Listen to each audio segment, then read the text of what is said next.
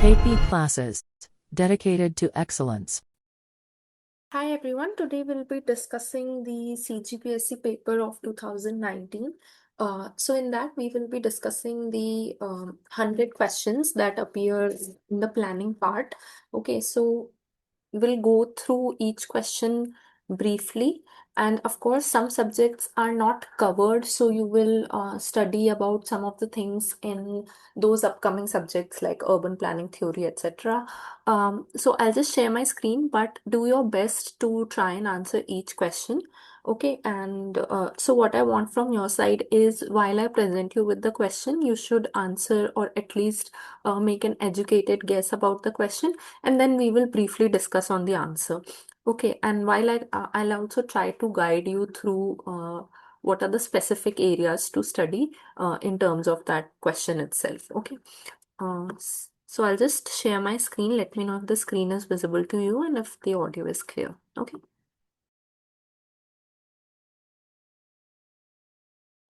Okay, please let me know in the chat if the screen is visible to you and if the audio is clear. Then we will start.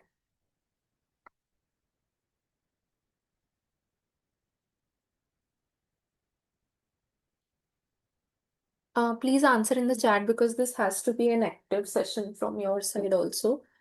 So I want you to answer each question. Okay.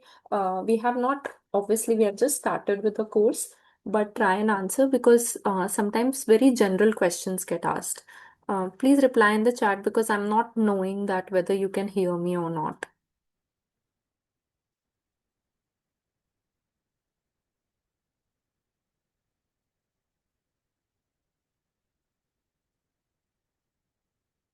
Is the screen visible? Okay, so we'll go through about 100 questions. Please try to answer the question, and of course, we will, discuss on it briefly through this entire session. One thing to notice is that you will find that a lot of questions, since this paper was in 2019, some questions get asked from what happened in 2018. Okay, so you need to be aware of major government policies, any major UNDP reports, United Nations report regarding India, all that. Okay, so for 2025. So they may not ask for 2018 again, they usually ask for the preceding year of the exam. Okay, so like a current affairs question. Okay. Right. So first question is, what is the minimum size of habitable room as per NBC Building Code 2005? So try to answer in the chat.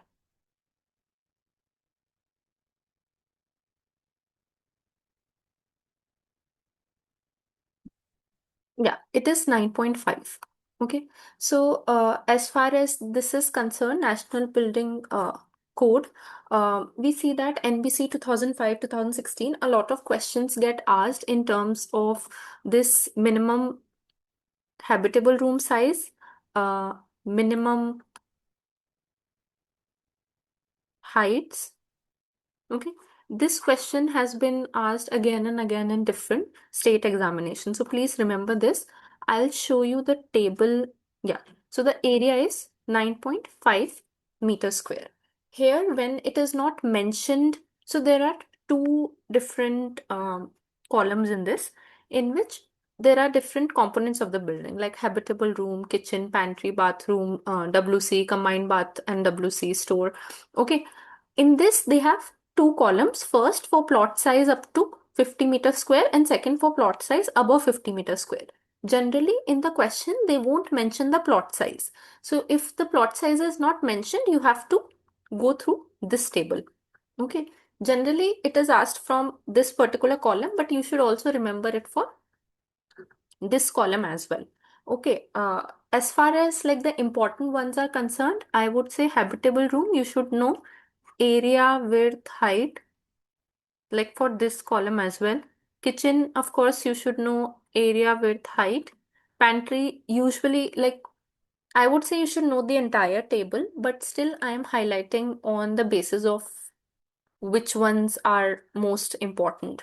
They also ask area for bathroom, minimum height, width. Height you should know for each of these. Anything that is, regularly used, you have to stand there for quite some time. The height is usually 2.75. So for habitable room, kitchen, all that height is 2.75. Also, height won't change if plot area is this or this. Okay, because height is height, so it won't change like that. So majorly these get asked, but sometimes like they can also ask this combined bath and WC. So that's why I'm saying that it's not necessary that these important ones only get asked. All of them could be asked, especially from this right hand side of table, because they usually don't specify the plot size. So this is taken. The right one is taken. Okay. Habitable room, you should know everything. The minimum width 2.5 meters, height 2.75 meters, and area 9.5 meters square. Gets asked a lot of times. Okay, habitable room. You can expect at least one question from this. Okay. Next, we have the Pradhan Mantri Awas Yojana. Urban aims to provide assistance to urban local bodies and other implementing agencies through states and UTs till the year dash for providing affordable housing in partnerships. So 2020, 21, 22, or 23.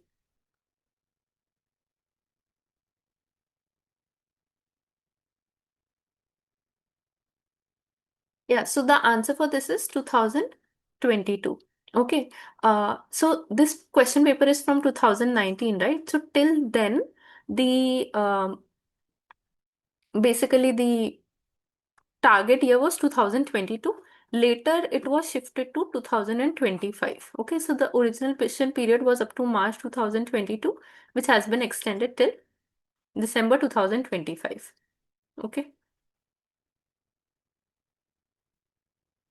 Then we have economic growth can be measured by per capita income or GDP, child mortality rate, rate of school dropouts, or improvement in social status of women.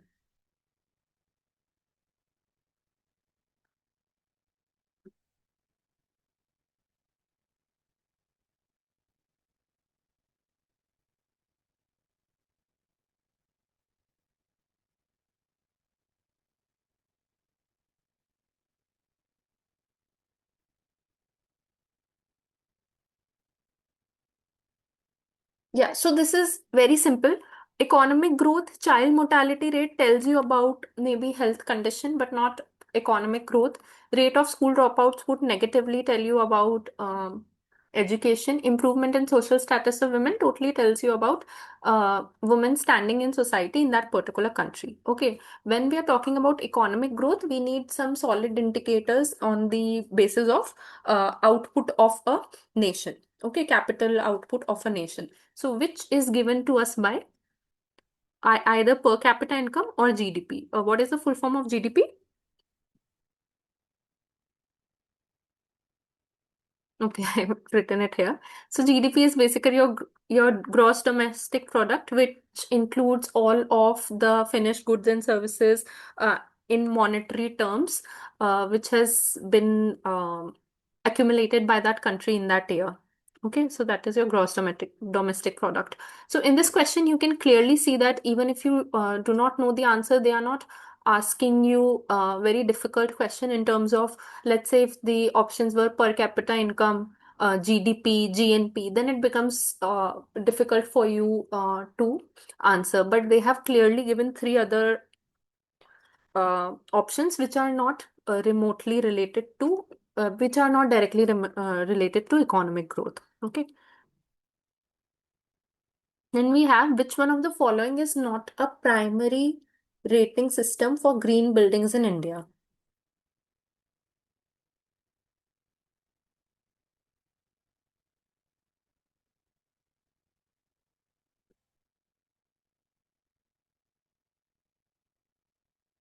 Care to make a guess? Okay, Rishabh says A.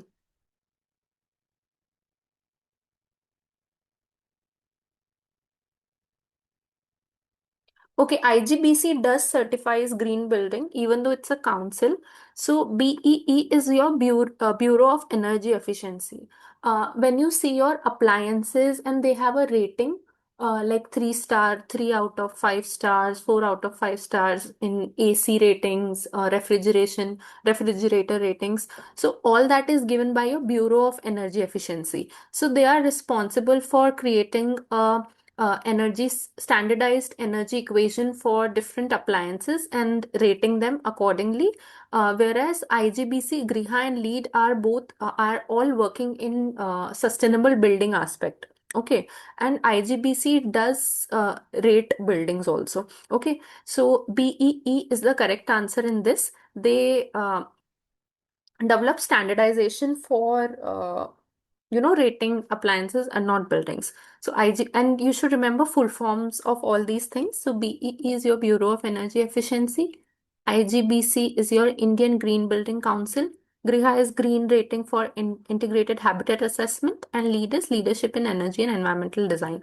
So LEED has been adopted in India and other parts of the world as well. So do you know where LEED was is originally from?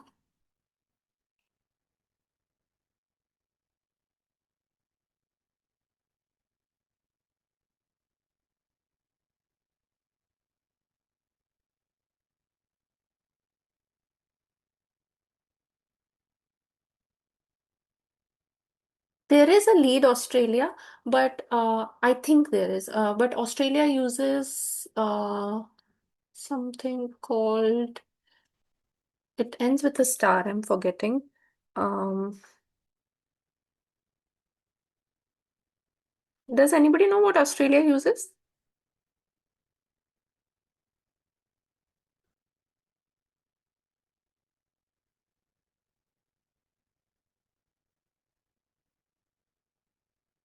Australia and New Zealand, they use Green Star. Okay, lead is actually by USA. There is another one called Briam, which originates from United Kingdom. Okay. Do you know where Casby is from? Where Casby is used?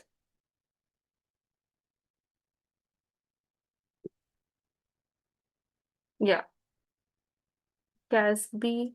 Sorry, Casby is used in Japan.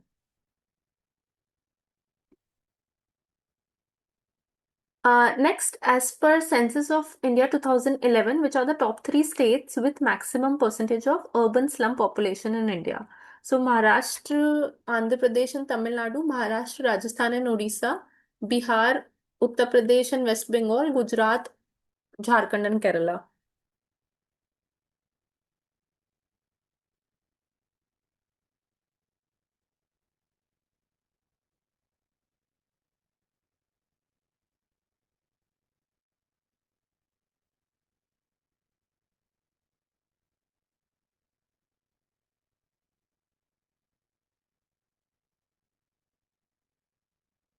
Yeah, the answer is Maharashtra, Andhra Pradesh, and Tamil Nadu. So, with census, so we don't have the data for current census. The last one we have is census 2011. So, you should read like major salient points from this census.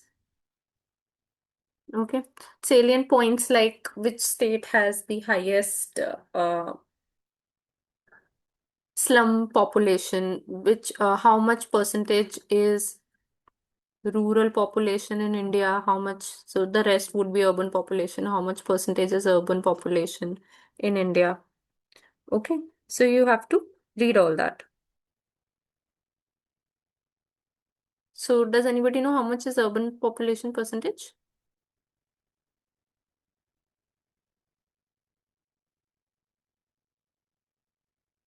Urban population is about 31%. Okay, rest is rural.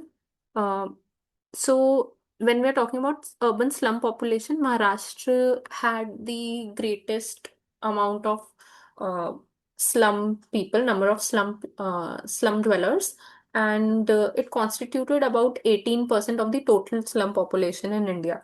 So it was ranked one in urban slum population, and followed by Andhra Pradesh and then Tamil Nadu. And West Bengal also has a very high slum dweller population. So Maharashtra recorded highest slum population in India with approximately 11.8 million slum dwellers, representing 18.1 of the country's total. Okay. So just read like a brief overview of census because questions can get asked from that. Okay. As per the seventh schedule of the Constitution of India, so seventh schedule of Constitution of India gives you the concurrent list. Concurrent list is basically containing 52 items which will be looked after by both state and center. Okay, which of the following does not fall under the concurrent list? Land, ports, health, or forest?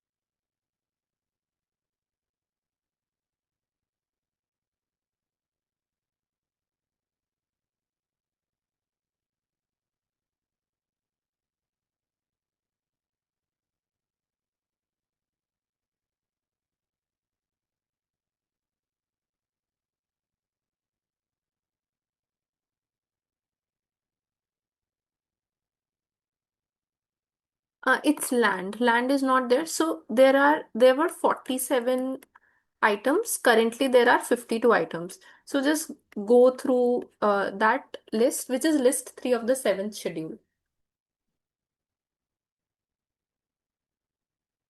Yeah, land falls under state list. So the concurrent list or list 3 of seventh schedule, remember this also. Like, so let's say a question from concurrent list is asked, okay, which means that concurrent list is important. So you should also remember where it is located in the constitution. So this is seventh schedule is a list of 52 items. Last was 47 given in seventh schedule of Constitution of India. It includes the power to be considered by both union and state government. So you should also know what does it mean. Okay.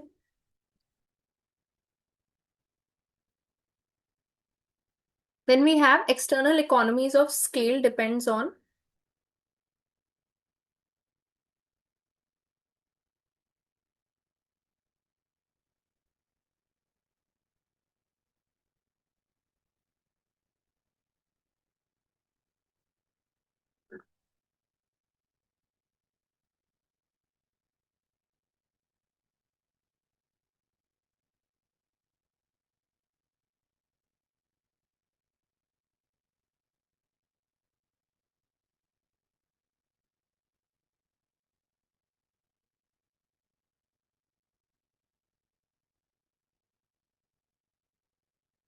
Any guesses?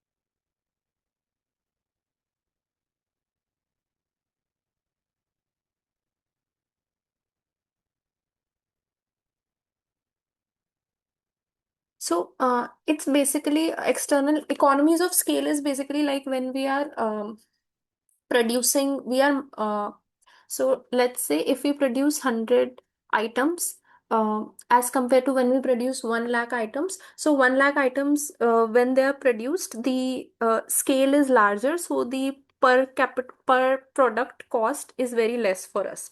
Okay, so when you look at this particular question, the answer was given as tax holidays declared by the government. I don't know why that why the answer was such.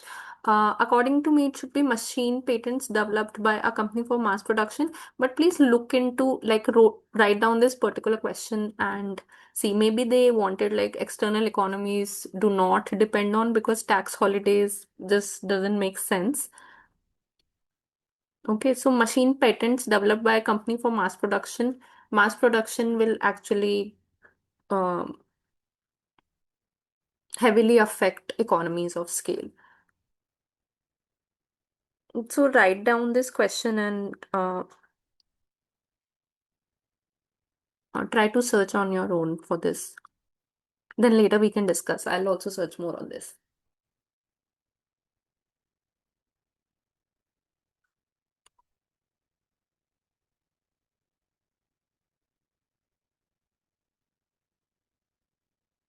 Okay.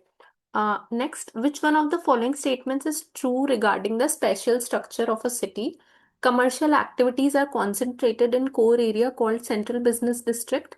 Residential character is dominant in Central Business District. Central Business District includes an area with low rise and low density development. Central Business District should essentially have large industries.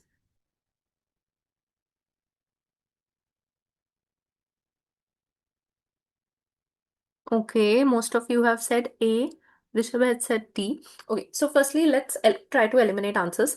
Residential character is dominant in central business district. That is not true. When we look at any urban planning theory, or even if we look at cities today, we see that. So let's say this is the central business district. The rest of the city has evolved in different land uses like this. Maybe we find that this CBD area, which is visited by a lot of people for their work and commercial activity, is due to the function of this area having businesses, which mean offices and commercial centers. Okay. So we can't say that residential character is dominant. In fact, residential character is very less because it's very expensive to have your residence here. Right. So this is definitely not the right answer. Central Business District includes an area with low rise and low density development. This is also not necessary. In fact, there is high rise, there could be medium to high rise and actually high density development here. Okay. Okay, got it. Then central business districts should essentially have large industries. This is also not true.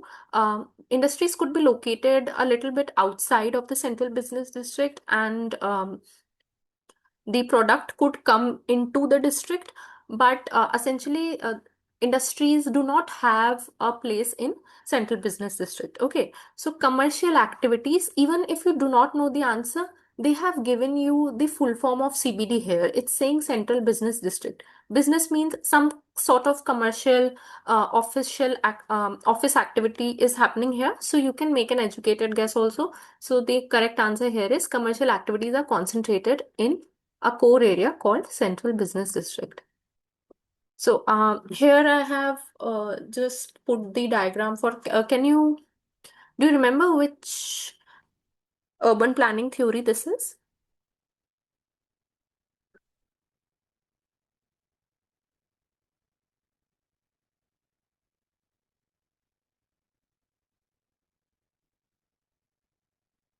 This is, no, this is not center place theory. This is concentric zone model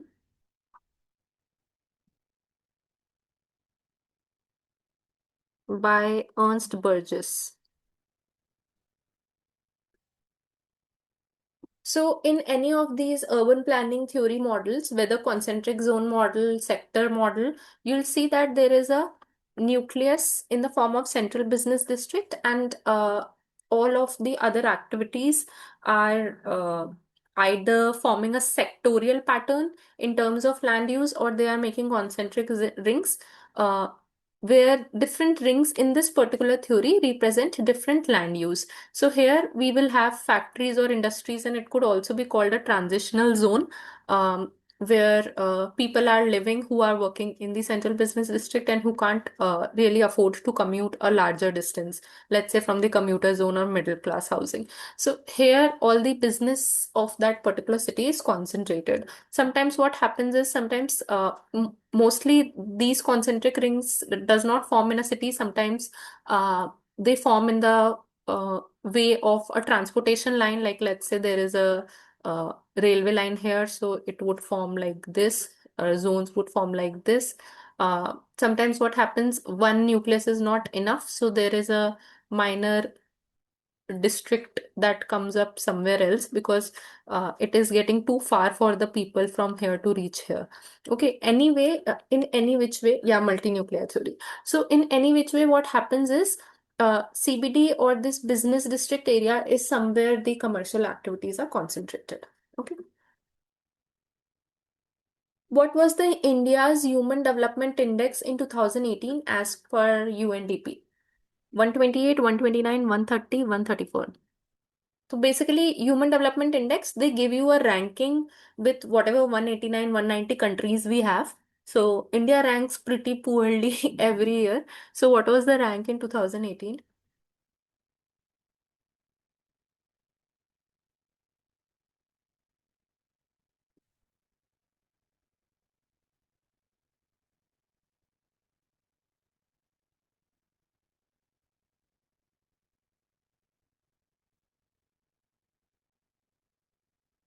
Okay, 128. Any other guess?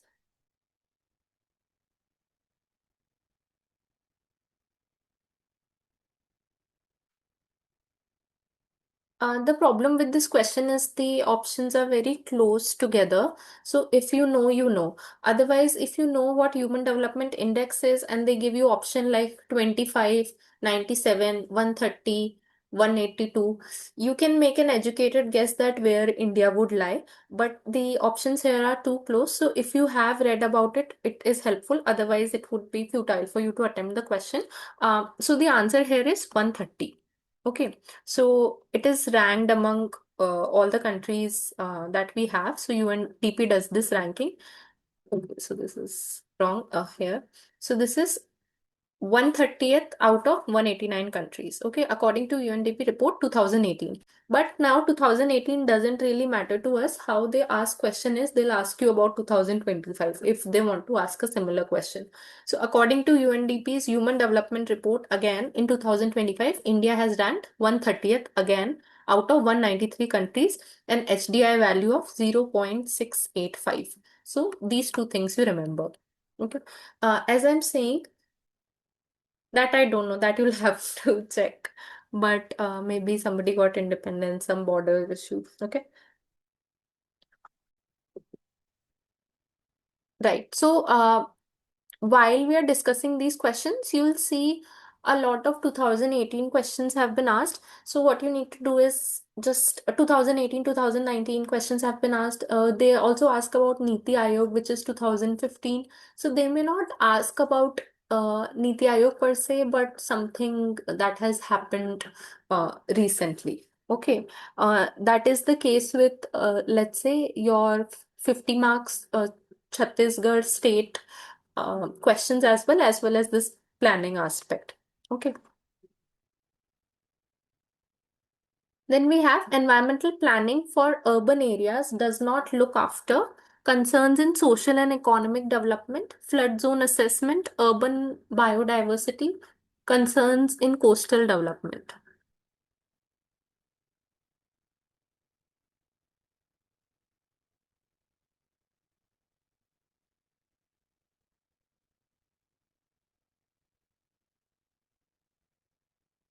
Okay, I have one answer A. What else? Anyone else?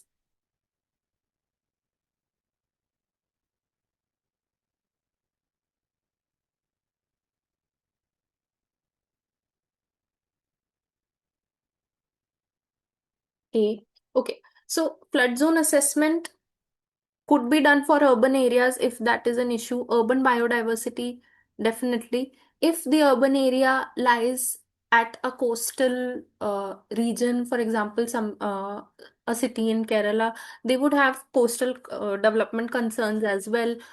So environmental planning is a very holistic subject when we talk about environment. Okay, so here the answer would be A, concerns in social and economic development. If they had written something related to environment in terms of social development, then maybe we could have considered it. But here they do not say anything about environmental planning per se. Okay, so A is the correct answer here through just elimination process, right?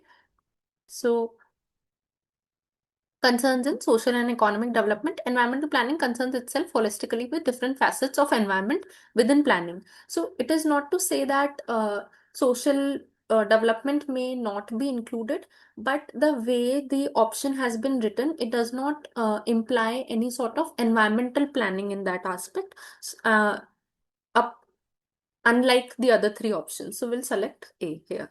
Okay. Next, we have as per which of the following acts in environmental impact assessment mandatory in India? Air Prevention and Control of Pollution Act 1981, Environmental Protection Act 1986, Wildlife Protection Act 1972, Indian Forest Act 1927. So we have a topic of EIA separately that we will be taking a class on. But anyway, if you know the answer,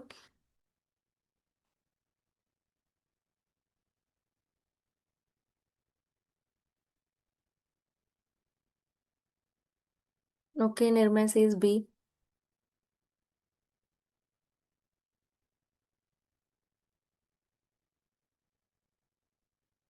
Okay. Even if you don't know, environmental impact assessment assesses any kind of impact that is happening while a project is proposed in an area. Okay. So here, air pollution, uh, it just deals with pollution. Okay. This is one kind of impact. Wildlife protection is regarding just wildlife. Okay. So maybe in our EIA, there is a wildlife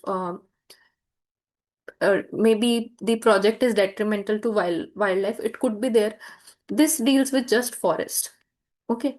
But EIA deals with impact on environment as total, and Environment Protection Act also does so. Okay. So it is only logical that EIA would be included in Environment Protection Act instead of this Pollution Act, Wildlife Act. Okay. Because holistically, EIA would be talked about in the Environment Protection Act. Okay. So this was given in Environment Protection Act of 1986. It was not originally given as a mandate, but it became mandatory from 1994 notifications. There was a Gazette notification declaring EIA necessary for certain kinds of projects. So they categorize projects into two, A and B, based on the size of the project. So the project could be something like a mining project or a big infrastructure project for which environment impact assessment has to be done for the base scenario. If we do not carry out the project, if we carry out the project, what would be the impacts? Whether the impacts are whether the impacts are something that we can handle because the project is giving us that much benefit. Okay, whether the impacts are worth it or not. Okay, so firstly, screening is done in EIA. So every project, every large scale development doesn't have to go through EIA. Firstly, a screening is done whether to see if an EIA or environmental impact assessment is needed or not. Okay, when it is needed, a scoping is done so as to see, okay, what all we need to assess. So there is a whole process of EIA, which again we'll study in a particular class only. Okay, studies on carrying capacity do not include. So carrying capacity is a term we use in ecosystem ecology. So think environment again. Studies on carrying capacity do not include inventorization of natural resources available, preparation of existing development settings, creation of business as usual scenario, Identification of hotspots requiring immediate remedial action to overcome air, water, land pollution. Okay, creation of business as usual scenario. Okay.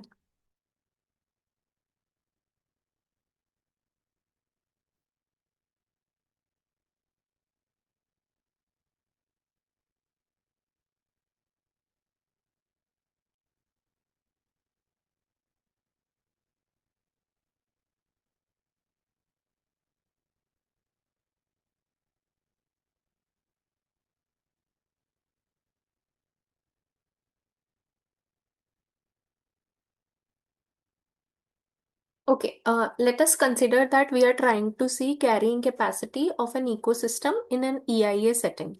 Okay, so firstly, inventorization of natural resources available means that we are logging what all natural resources are available in. Suppose this is a place where a project needs to happen.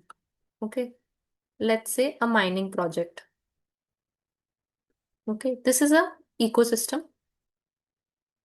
Here we will see what all resources are available to us to understand the carrying capacity of that ecosystem.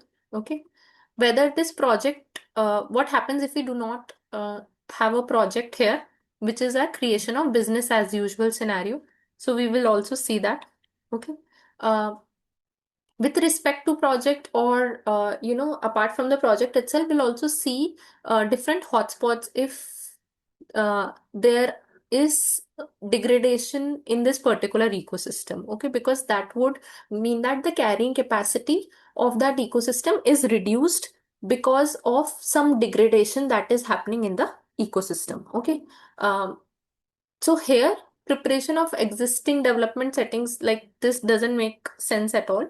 But there is a creation of business as usual scenario, which means that if we do not change anything in that ecosystem, what will be the carrying capacity of the ecosystem? If we identify the hotspot and remedy them somehow, the carrying capacity of that ecosystem would increase. Okay, and of course, for assessing the carrying capacity, we need to understand the natural resources available in that ecosystem. So the answer here is B, preparation of existing development settings.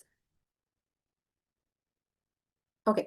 Environmental impact assessment is usually required for a development project when large changes are expected in the environment, limited impacts are expected in the environment, a small area is expected to be affected by the project, no cumulative impacts are expected.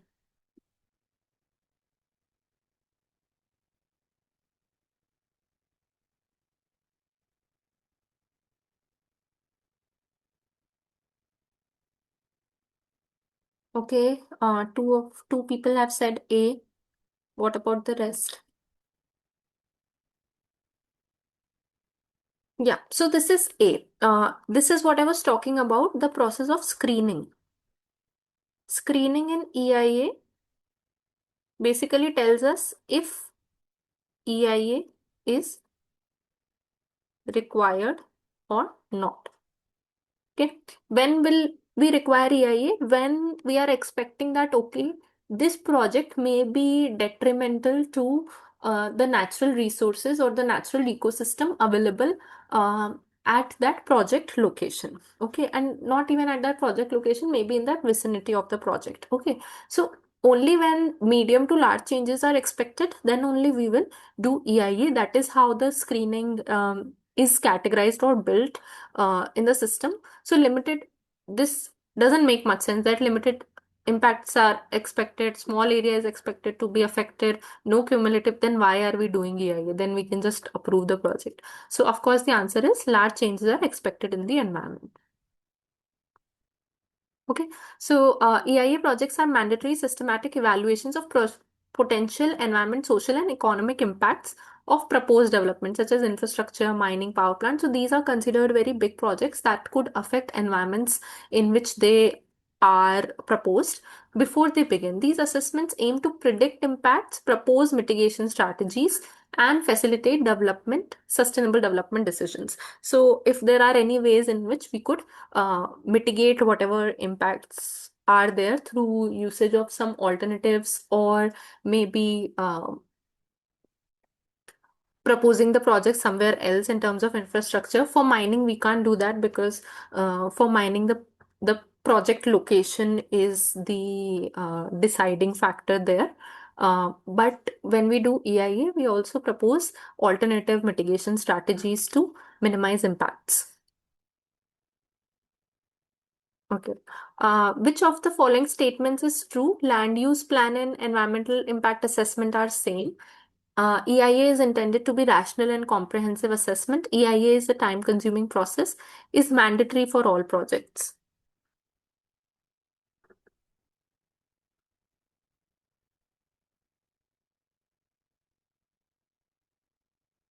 Okay, two people have said B.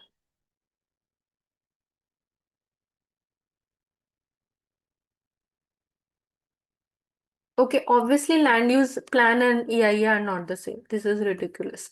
Then EIA is mandatory process for all projects. We just established that a screening is done, so it is not mandatory for all process. Yes, it is time consuming. It can be time consuming. It's not necessary that it is time consuming. Okay, but we have a better option here, which is intended to be rational and comprehensive assessment. So first a scoping is done on what all impacts we will assess, and a very rational methodology is taken to assess and mitigate, propose alternatives to mitigate that impact. And of course, then we have a lot of panel meetings, community participation in the entire process, which ultimately leads to the decision making. So it's a very rational and comprehensive assessment. So this is the right answer here.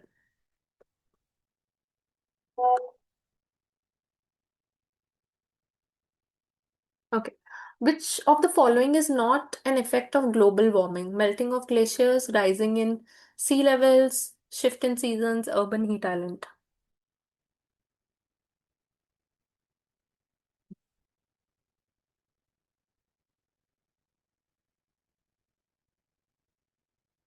Yeah, so the answer is urban heat island. Urban heat island is an effect of excessive building, use of built material like your concrete,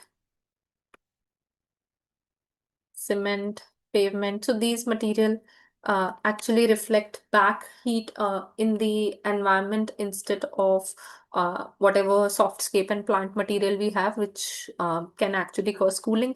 So this is not a direct effect or implicated effect of global warming. Whereas when we talk about melting of glaciers, rising in sea level due to this melting, as well as shift in seasons, extreme temperatures. So all that are effects of global warming when we talk about. So global warming directly relates to your climate change. Okay. So all the trickling effects of climate change, like melting of glaciers, rise in sea level, shift in seasons, we can attribute to global warming, but not necessarily urban heat, not urban heat island, because it is related to your building and built environment, which is completely a human-based activity. So that would not be an effect of global warming. Okay, so changes related to climate, we will attribute to the global warming, like rising sea level, damaged coral, stronger storms. So this is some extreme things that we see, changes in plant life cycle, changes in animal and migration life cycle. So climate related changes we attribute to global warming. Okay. Which of the following statements is true for, I think we had included this question when we were looking at planning legislation. Which of the following statements is true regarding levels of planning in India? There are two levels of planning, horizontal, vertical. They do not include horizontal or vertical. There are only vertical levels of planning. There are only horizontal levels.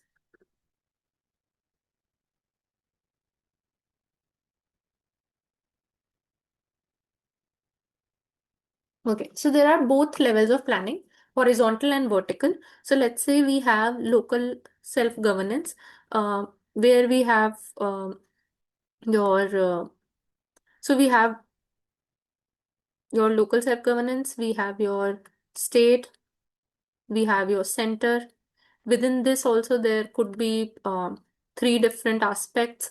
Whether it's an urban area or rural area, we could have panchayats and ULBs. Apart from this, we near this we will have your development authority. Okay, so development authority, and let's say we have a development authority and a municipal corporation. Okay, so these are not really in hierarchy to each other in a vertical hierarchy, but a horizontal hierarchy. Plus, we have special agencies like housing boards, okay, CPWD. So those lie in a horizontal planning aspect. Okay, whereas let's say we have municipal corporation, we have state government, we have central government. So this is your vertical levels, right? So there are horizontal levels as well as vertical levels. So we will say that there are two levels of planning, horizontal and vertical. When we talk about horizontal, horizontal would have different functions, whereas vertical would have a hierarchy in which they are answerable to that upper hierarchy. Okay.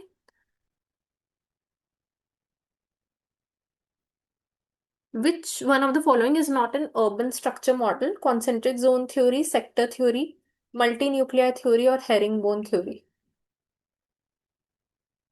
Yeah, this is herringbone theory. Herringbone is actually like a, you must have seen this.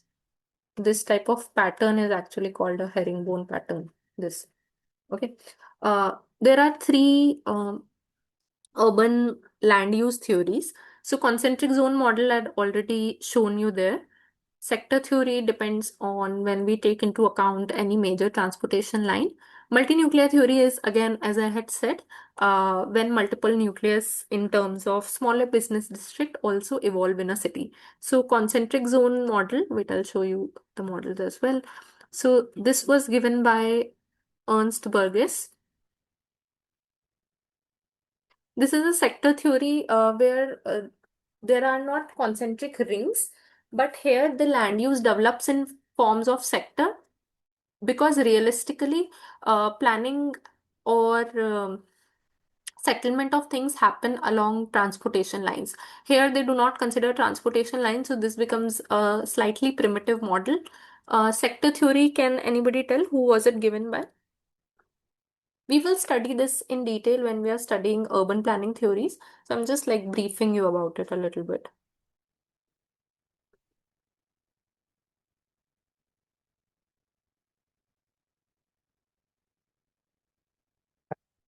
Okay, sector theory was given by Homer Hoyt. It's also called Hoyt's sector model. And multiple nuclei, here another nucleus develops. So this is like this 7 number. This is the outlying business district. This is the central business district. So this business district is developing near your middle class and high class residential, because maybe high class doesn't want to travel this much anymore. So it naturally up develops here. Okay. This was given by your Harris and Ullman. Okay. These theories are very popular. So very popular gate questions as well as very popular state exams question. And we have the application of compact city concept does not lead to reduced walking distances, reduced urban heat island effect, reduced vegetation, reduced cost on urban infrastructure. Okay, B.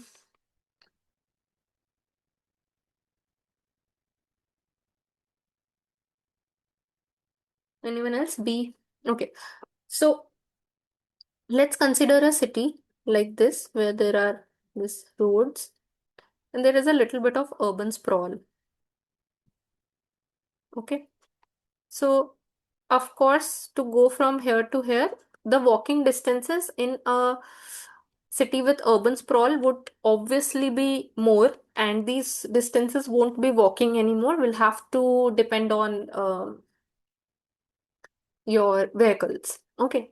Reduced, then we say urban infrastructure. If a city is not compact, there would be larger roads, like longer roads, longer other physical infrastructure lines. So A city which is not compact would have longer, more investment on the urban infrastructure. Of course, if the area is large, the vegetation could also be there. Urban heat island, on the other hand, does not depend on the length of these things. Instead, as I said earlier, urban heat island depends on the material which we are using. So, for example, in a concrete city, if we create in a compact city, if we create a concrete jungle, the urban heat island effect would be more, regardless of whether the city is compact city or a city, large city having urban sprawl.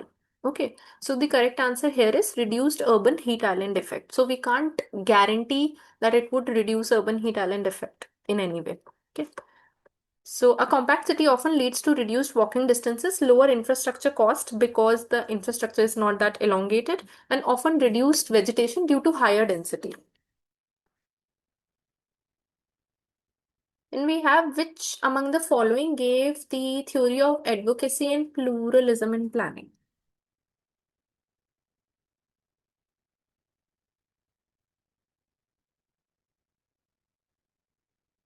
Heard of this theory?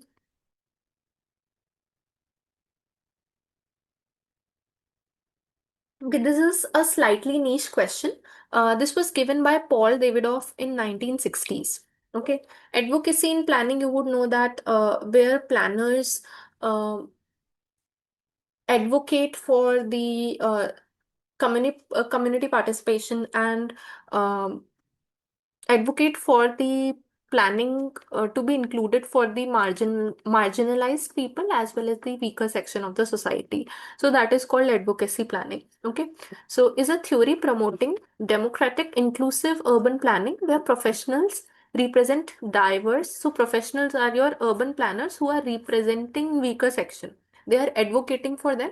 That's why we are calling it advocacy planning, where professionals represent diverse, often marginalized interest groups rather than a single citywide plan. Okay, so this was given by Paul Davidoff. Then you have this is a very popular question in your state exams gate. Acoustics is the science of human settlements, that is, scientific relation between people and their environment. Who among the following coined the terms acoustics? Yeah, this is C.A. Doxiadis.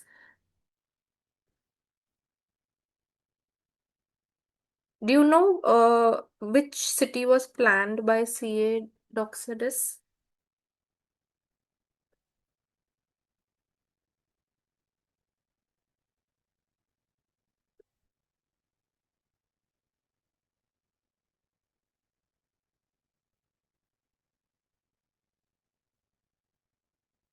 Any idea?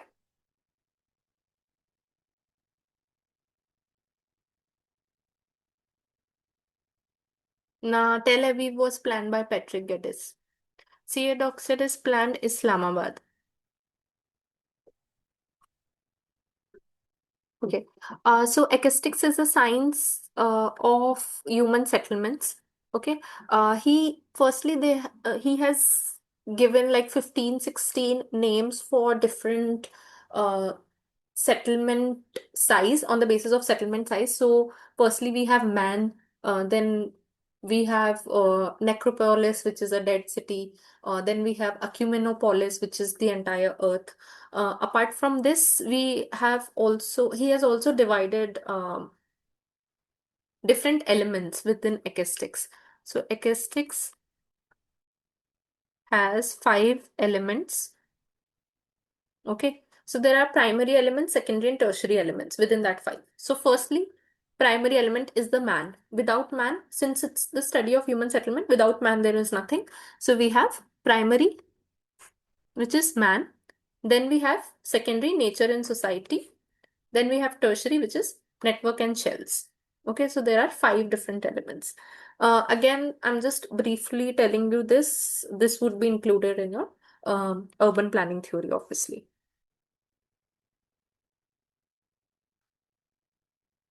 Any doubt in this? I think everybody knew this answer. Doxiatis. Okay.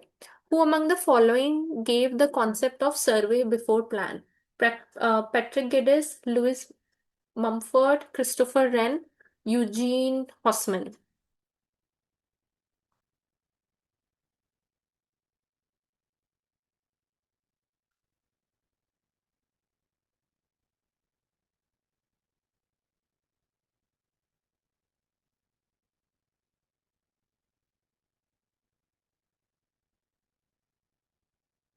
Okay, so the answer is Patrick Geddes. Any sort of humanitarian aspect when you see in planning, a lot of that work is attributed towards Patrick Geddes, like conservative surgery, surveying before planning. So understanding the area of planning and understanding the area where uh, any sort of planning has to be done in terms of the socio-economic, cultural aspects of that area is something that Patrick Geddes advocated a lot. Okay, so the answer here is Patrick Geddes. Okay, which city was planned by Christopher Wren?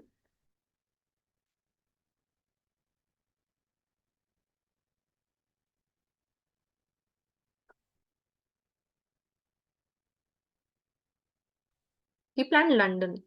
Okay, and Eugene Haussmann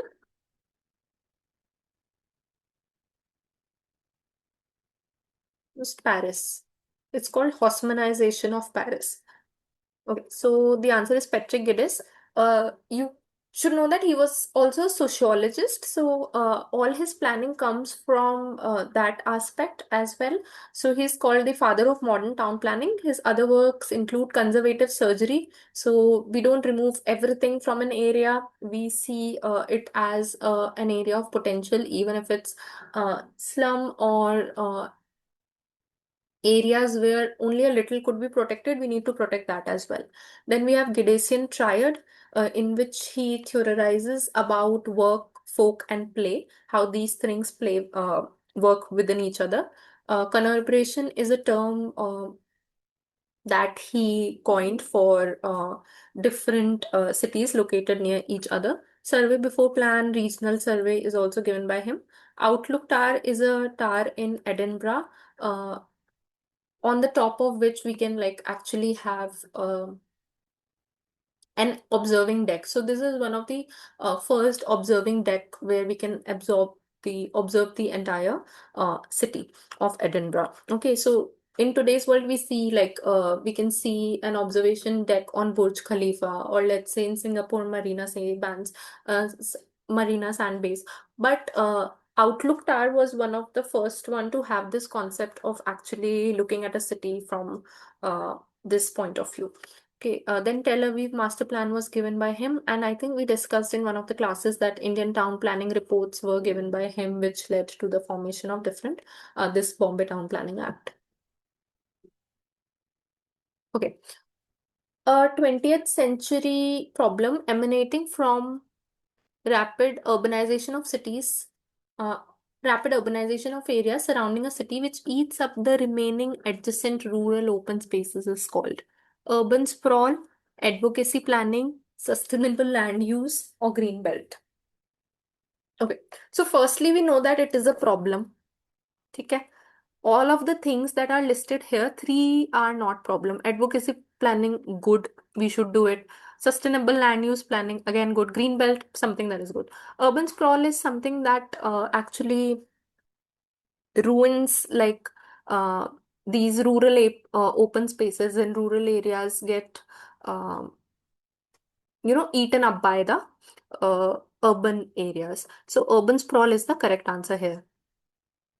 So urban sprawl is the uncontrolled low density expansion of cities into surrounding rural land. So this is like opposite of having a compact city. So again, we create a very car dependent communities.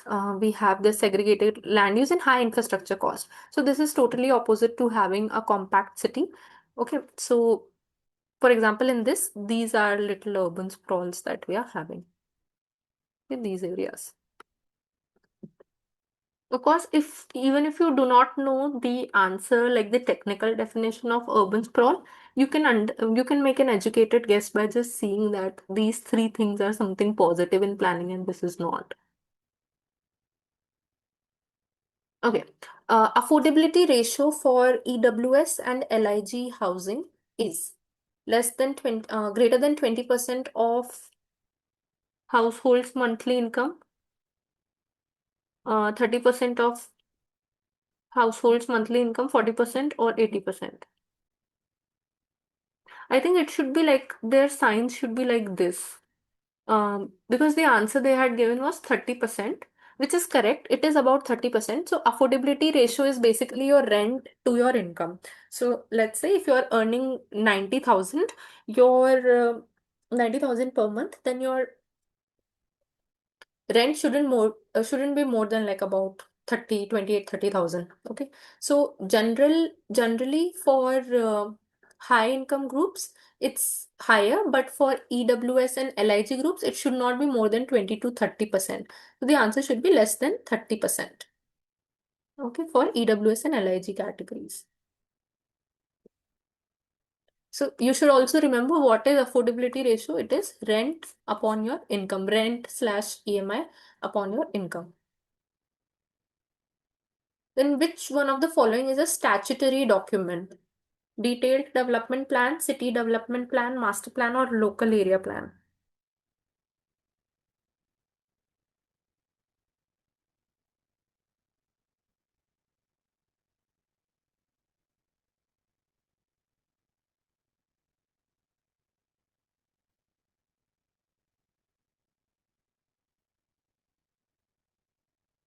Okay. So this is your master plan. Your city development plan is basically like CDPs were something that was given in your JNNURM or Amrut, not a statutory plan. Local area and detailed development plans are again not statutory. They take guidance from the master plan. Okay. So master plan is a statutory document prepared under the provisions of Town and Country Planning Acts of states. So basically it's statutory in a way that the provisions of a master plan are listed in your Development Authority Act. So let's say you have DDA Act. Okay. So within the DDA Act, you will have provisions of how to form the authority of DDA, who will be the member, and there is a section uh, in which how DDA will prepare the master plan, what all master plan would contain, and it is stated that the master plan is a statutory document. Okay, so there is a draft master plan, then they uh, take on any objections to the master plan. So there's a whole process of it that goes around, and it is legally binding in nature. Whereas when we talk about local area and development plan, they take guidance from the master plan itself. And CDP is something that was a terminology given in your JNNURM. Okay, city development plan. So all these are non-statutory, whereas the master plan is a statutory document. Then we have cluster analysis method is used for, again, a very generic question, finding the concentration of activities, reducing the number of activities, finding types of prevailing activities, finding income pattern in a region. Yeah, so cluster analysis method is something that is used in machine learning as well, where we try to see what clusters could be made depending on similarities within various variables. So we have cluster analysis is planning is partitioning of data sets into groups or clusters based on similarities in their characteristic. So this matches the most where we find concentration of activities. So concentration of activities could be on the basis of what the activities are or on the basis of where the activities are located. So some similarity we are choosing and creating clusters on that basis. I think cluster word itself is very much gives away what it is doing, right? Then we have dash and dash are basic industries, commercial, retail, tourism, banking, infrastructure, agriculture, or agriculture, mining.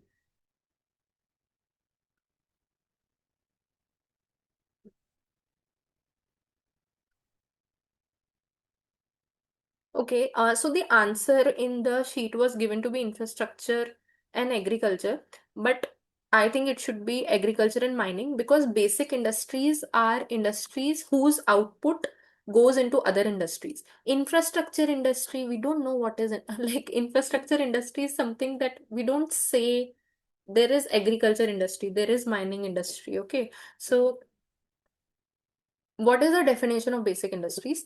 Basic industries are industries that extract natural resources or produce raw material. So extracting natural resources also means that we are giving some raw material. Now, your raw material could be crude oil, your raw material could be gold, silver. Silver goes into another industry of, let's say, EV vehicles, something like that. Their output is usually used for input in other industries. Okay, so if you search for the definition of basic industries, agriculture and mining fall right into place. I think this answer that was given by them, infrastructure and agriculture, is contestable because the answer should be agriculture and mining. Okay. Again, look into it. When you see the definition of basic industries, agriculture and mining would come up there. Okay. I hope you are understanding what basic industries are, where we are having some raw material that would go into your secondary industries. Is this clear?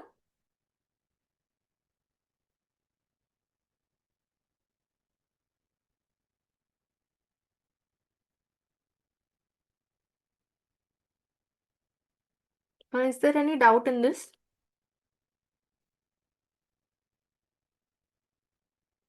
Okay, I think this answer must have been contested. Okay.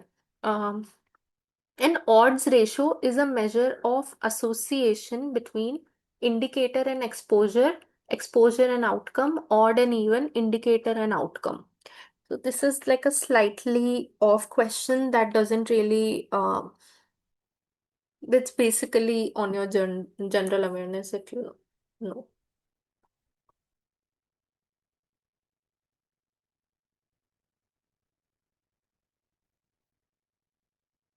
It's more of a research question.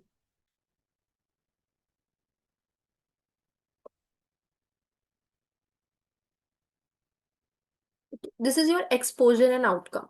So I'll tell you how it works. Yeah, so this is exposure and outcome. So it's a statistical measure that quantifies the strength of association between an exposure and an outcome. Okay. An odds ratio tells us how an exposure is associated with an outcome and in which direction. So let's break it down. Basically, let's say we have a dependent variable. So dependent variable is something whose which is like an outcome. So let's say our dependent variable is occurrence of cancer.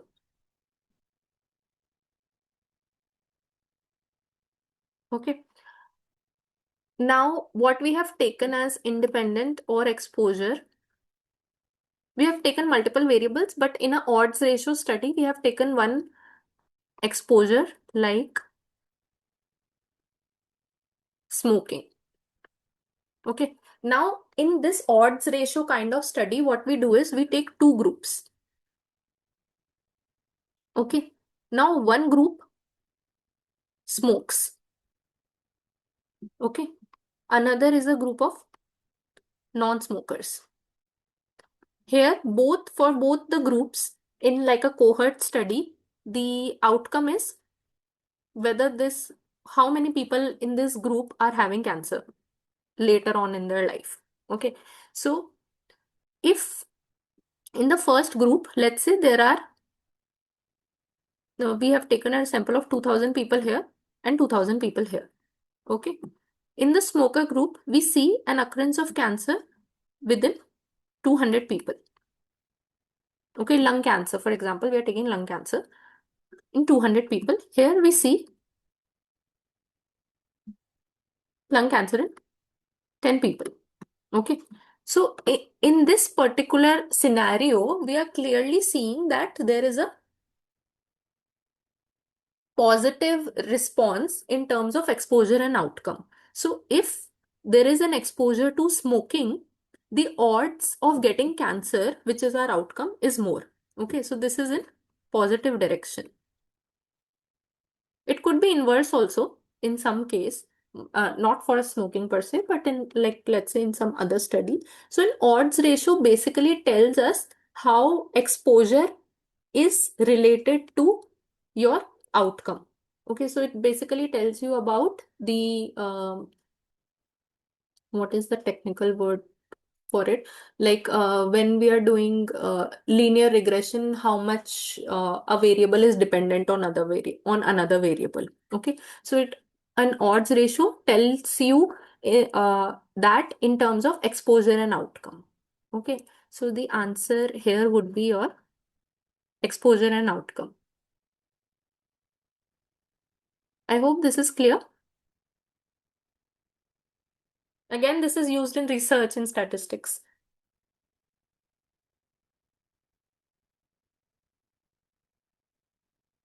Clear till here?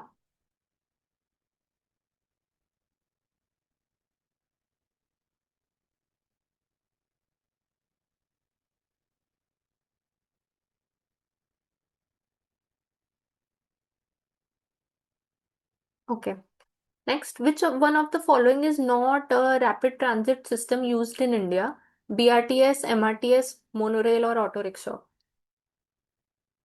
Yeah, this is D. So what is auto rickshaw? So all these are your mass rapid transit system. Mass rapid means a rapid transit system means that here a lot of people are getting transported from one place to another. It's a transit system. What is auto rickshaw?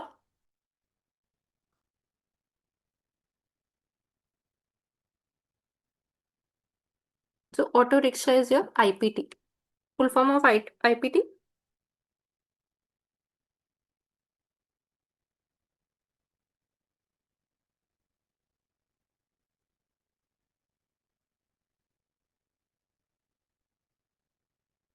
So your auto rickshaws are all IPT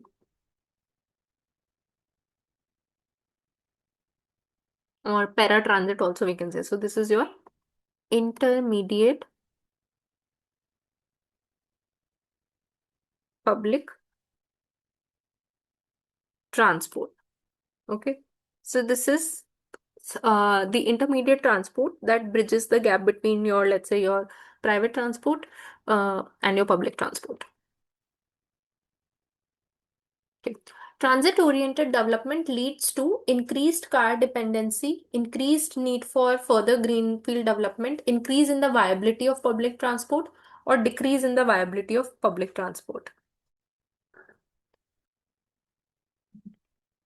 Yeah, so increase in the viability. Why viability means that whether it's judicious, like not exactly judicious, but I'm trying to explain it in those terms, whether it is judicious or frugal, ultimately economically to establish this public transport. Now, how this would happen? Like this is an example of your TOD policy, where we see that, okay, these are your metro stations. Okay. Now, we have developed this area, let's say 2 kilometer radius around the metro station to have to have mixed use development. So in your mixed use, you would have residential areas, plus you would have commercial and office areas. Okay. So what this would lead to is my home is in this area. Okay. This is a mixed use area and my office is in this area. Okay. So which would lead me to take the public transport.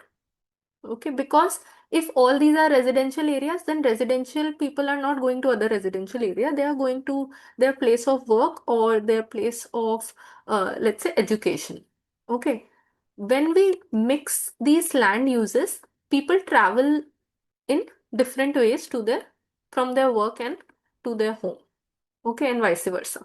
So this leads to more people using public transport as well as increasing the viability of public transport in general because more people are using it. Okay, so basically your answer would be increase in the viability of public transport. Okay, for this also read your URD PFI.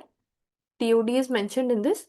I think TOD policy you can read separately also, but I think TOD briefly is mentioned in your URD-PFI. So whatever there is in policy, salient points are mentioned in URD-PFI. So what radiuses are taken, 2 kilometer, 800 meters for different aspects. So read about that as well. Okay, those limits, those could be asked.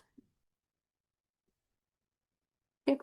Social goals of TOD as per UTTIPAC do not include safety, clean water, ease of getting around, civic pride.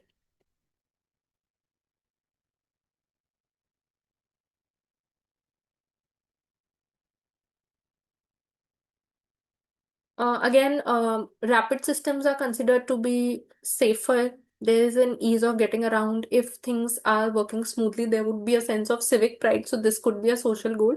Clean water is related to physical infrastructure like water supply, so it is not related to transportation at all.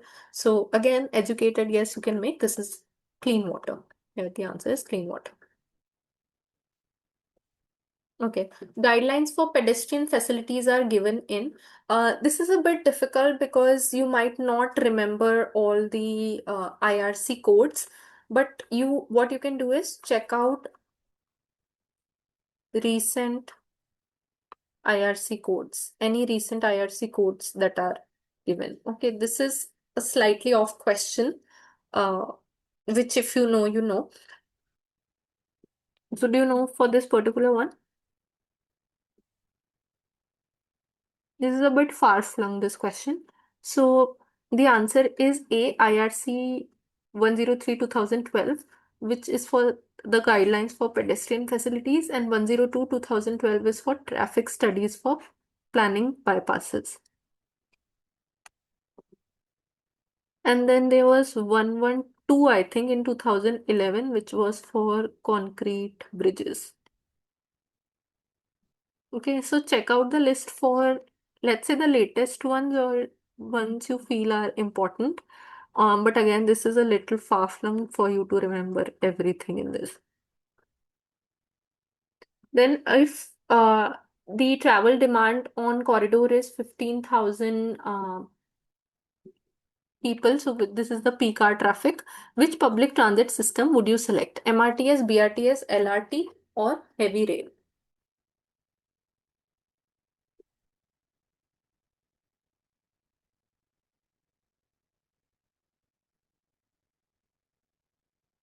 MRTS is actually for a lot of people, like 40, 50,000. This answer here is BRTS. Again, you will find this in your URD-PFI guideline. There is a table in that under the section of transportation where you will find different capacities handled by your BRTS, MRTS, light rail, etc. Okay, so please go through your DPFI in general also. A lot is like consolidated there. Okay, there are four stages of travel demand modeling. What is the correct sequence of four stages? Trip distribution, modal split, trip generation, modal split, trip distribution, traffic assignment, trip generation, modal split, traffic assignment, trip distribution, trip generation, trip distribution, traffic assignment, modal split, or trip generation, trip distribution, modal split, and traffic assignment.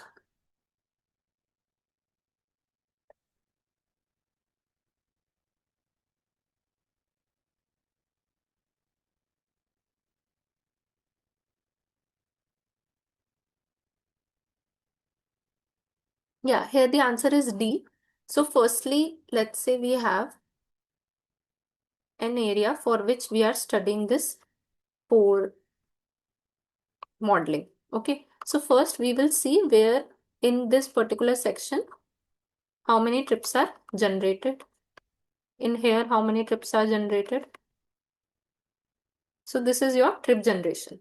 Trip distribution, so here we have established the origins. Now we see where these trips are heading towards. Maybe they are heading to within this only where they are going here. So here we are doing origin destination. So here an OD survey is done in your trip distribution. Okay. So maybe here to here, maybe intra-zone trip, maybe they are going here. Okay. So we are seeing where the trips, where these people are going. Then we see how they are going. Okay, whether they are using public transport, whether they are traveling by a bicycle, whether they are walking, whether they are taking their car. So that is your modal split, right? So here, what they are using, so how they are going, where they are going, okay, and trip assignment is which route they are taking. So let's say this is my origin, this is my destination. Now whether I'm taking this route, whether I'm going through here, some this route, whether I'm taking this route, this would be my trip assignment. Okay. So the sequence is trip generation, distribution, modal split, and trip assignment. This is your basic four-stage modeling, which is usually done in any traffic scenario, where we want to propose anything. Let's say if we want to propose a metro line, we'll have to do all this. Well, as per URDPFI, housing occupies dash percentage of land in any city, 15 to 25%, 25 to 35%, 45 to 55%, or 65 to 75%.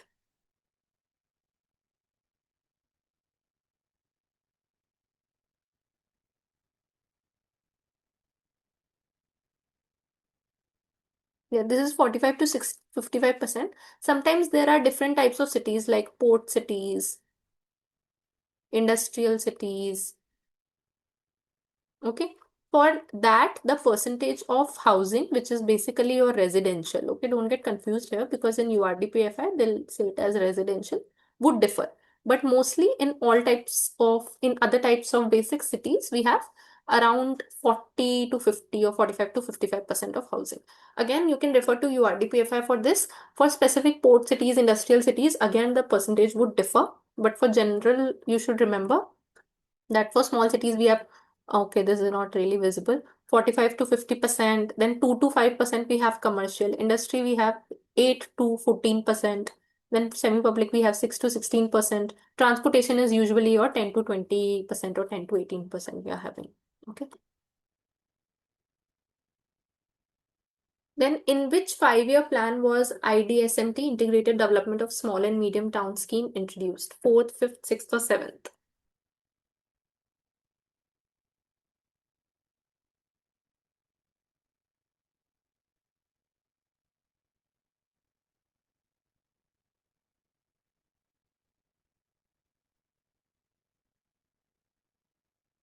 This is sixth. Basically, you have to go through first to whatever 5-year plans by the Planning Commission.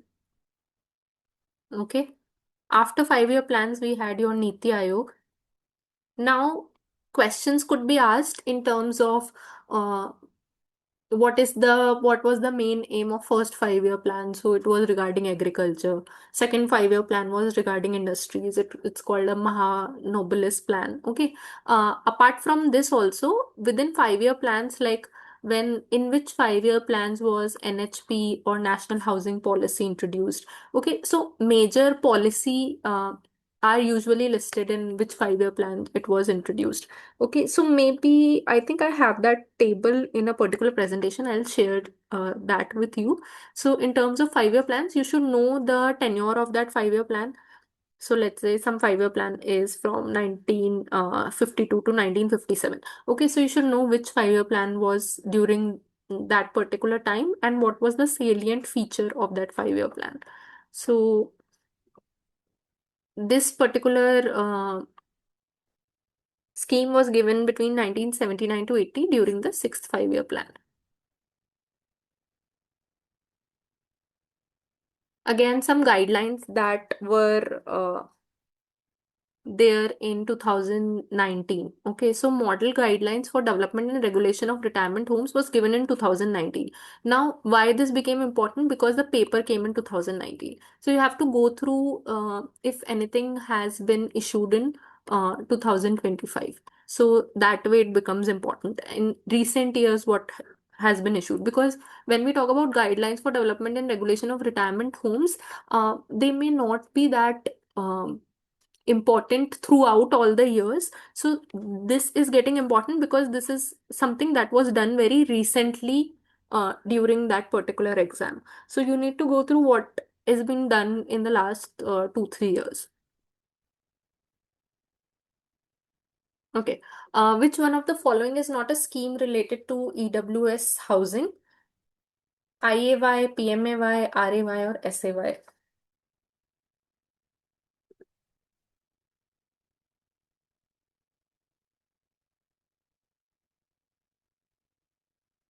Yeah, this is actually SAY.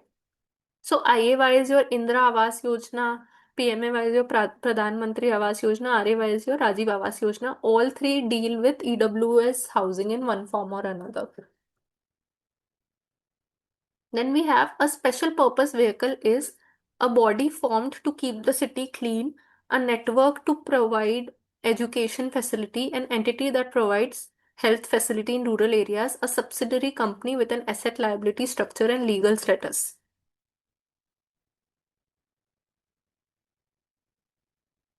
Yeah, this is D. So what happens for a particular function, sometimes a big company like a government, any legal entity, they uh, have a subsidiary company. They establish a subsidiary company which has its own, trust fund, whatever, and all the financial risks are handled by that company itself. Okay, so it is done for a special purpose. Like the purpose could be housing, the purpose could be maintenance of a health facility, but essentially in its core, it's a subsidiary company and has a legal status. So, a special purpose vehicle in India is a distinct legal entity, often a subsidiary company, trust, or LLP, created by a parent organization to isolate itself for a specific project. Okay, and protecting it from the parent's financial risks. So, the financial risks are not burdened on this special purpose vehicle. Which of the following is not a task force by Niti Aayog? Agricultural development, agricultural insurance, elimination of poverty in India, or elimination of homelessness in India?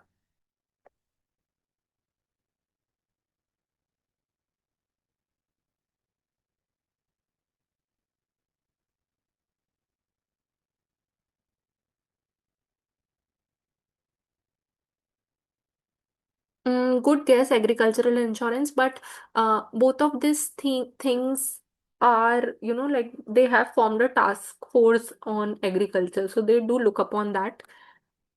So the answer is elimination of homelessness. So they do for there are task forces on agricultural development, poverty elimination, employment, exports, biofertilizer, and project management. So there is not a particular task force on, let's say, homelessness.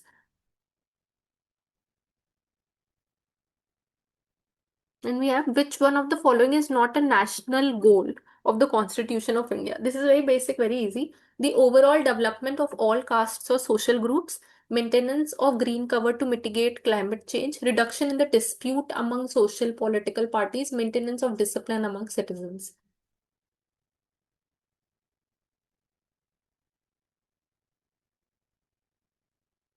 Yeah, of course.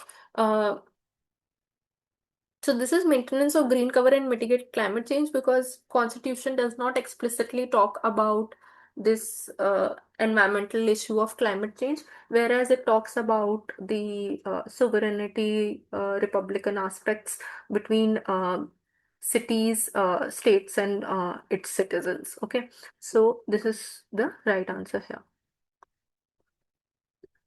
Then again, this is one of the question which if you know, you know. So in 2018, Niti Aayog released the Sustainable Development Goals India Index. Okay, so they had different indicators or factors. The SDG India Index developed using dash set of national indicators 60, 61, 62, 63. They give options which are very close. So that's why I'm saying that if you know the answer, you know the answer.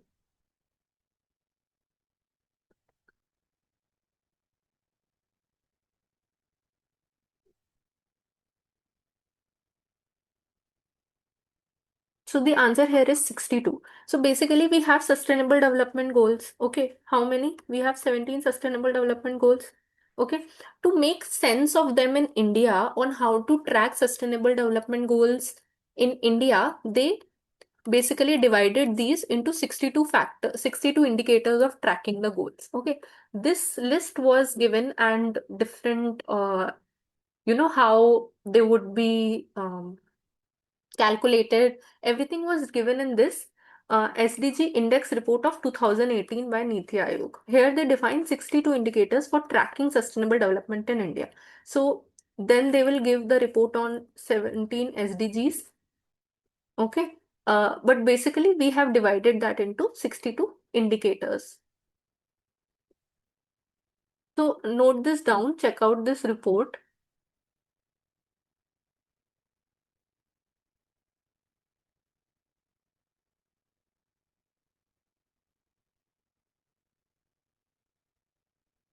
So again, you see this is in 2018. So what you should do is recent activities you should see by Niti Aayog.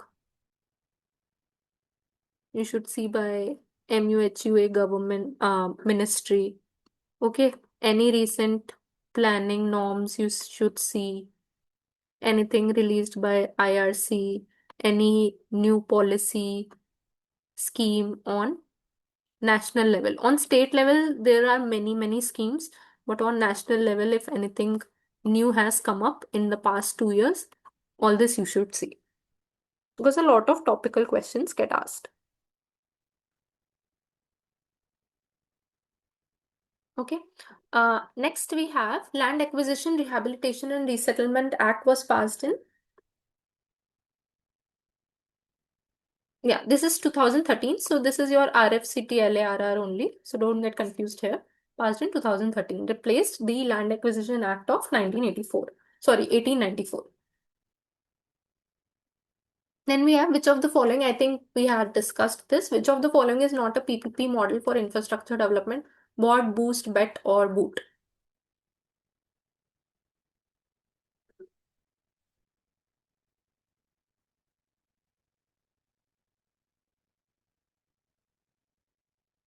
Yeah.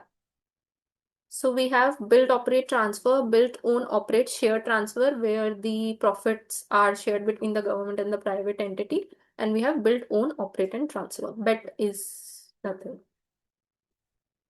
Which of the following is not a regional classification parameter? So basically, if we are, let's say, there is a whole big area and we are dividing region for some planning.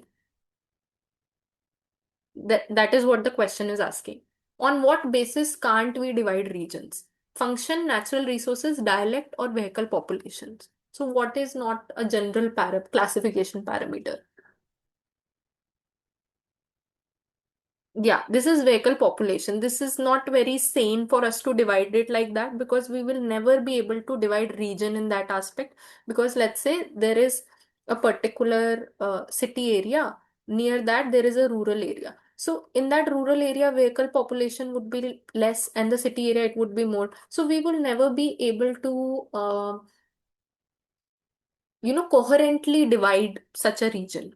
Okay. On the basis of function, administration, all that we can divide. On the basis of occurrence of natural resources, usually soil topography, occurrence of natural resources, we can divide in that sense. On the basis of dialect also, we can divide, because this is one of the social cultural aspect on which division can happen. But on the basis of vehicle population, it is not very sane to do a regional division, because it is we won't be able to divide it in that way.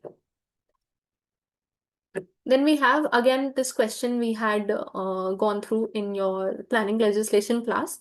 Which committee was formed as per Article 243 ZD of the Constitution of India for plan preparation at district level? So they are giving you the hint also, plan preparation at district level. District planning committee, municipal planning committee, local planning committee, or urban planning committee. Yeah, this is district planning committee. So as far as your local self-governance is concerned, you should know like what happened in 243 W article or 243 ZD article. Okay, what are the 18 duties of listed in the 12th schedule for your ULBs? Because this is important. Okay, you should know all these things. As per the growth pole theory, this is again an urban planning or urban economics theory, rather, urban economics theory. Economic development is uniform over an entire region, or growth is not uniform over an entire region. Growth is not uniform in any city, has no relation. Growth pole theory, economic development has no relation with entire region.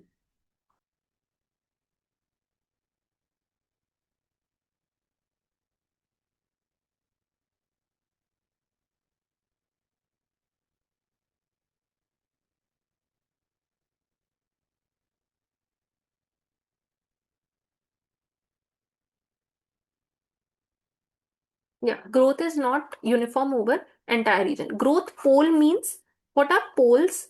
There's something that is poles apart. So there are poles are basically a concentration of entities. Okay. If there is concentration of some entity, if some poles are forming, even if you do not know the answer, you have not read this theory anywhere, you would understand that a growth pole is formed. So that would be attracting other things, okay, like a magnetic pole. So growth will not be uniform over an entire region. Polarization means concentration at a specific location, which we refer to as pole. So if it's a growth pole, it means that whatever area we are referring to, the growth is not uniform in that area, in that region, okay, and a pole is being formed. In this particular case, what happens is, so this theory was given by a Francois Perot. He was a French economist. Here he says that in a particular region a growth pole is formed in the form of a core industry. Okay, now linked industry to that core industry also form in that region. Okay, so uh, let's say there is a paper industry here. Okay, so anything that uses paper would be a linked industry, let's say a notebook industry. So basically linked industries would also be formed here. Okay, then after some time secondary growth pole forms in that same region. Okay, so we would discuss more about this, but basically it's an economic theory which says that growth of an industry is polarized in some particular region. Okay. During the mid-80s, which of the following Indian states were included in the definition of Bimaru states? Maharashtra, Rajasthan, and Uttar Pradesh, Madhya Pradesh, Bihar, Uttar Pradesh, Arunachal Pradesh, Maharashtra, Madhya Pradesh, and Rajasthan. Okay, so Bimaru is basically an acronym for your Bihar, Madhya Pradesh, Rajasthan, and Uttar Pradesh.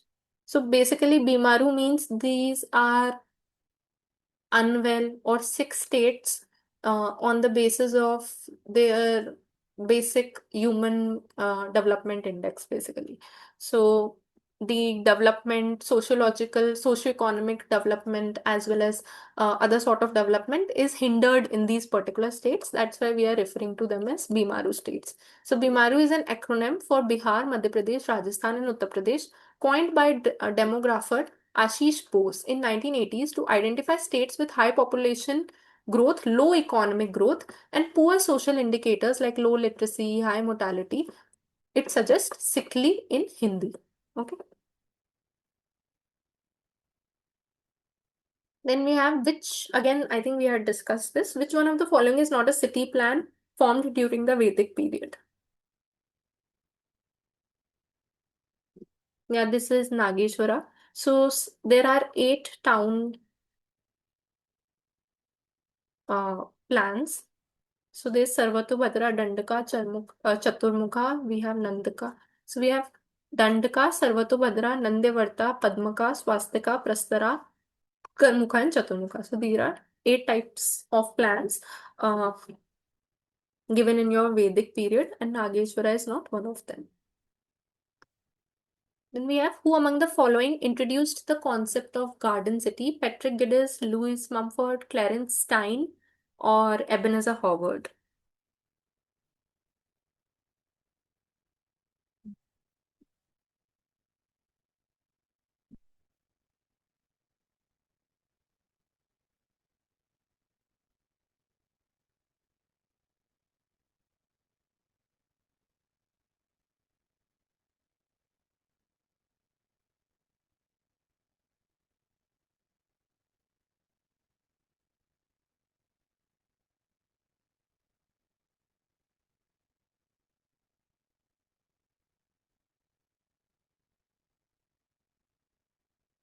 Okay, so the answer here is Ebenezer Howard.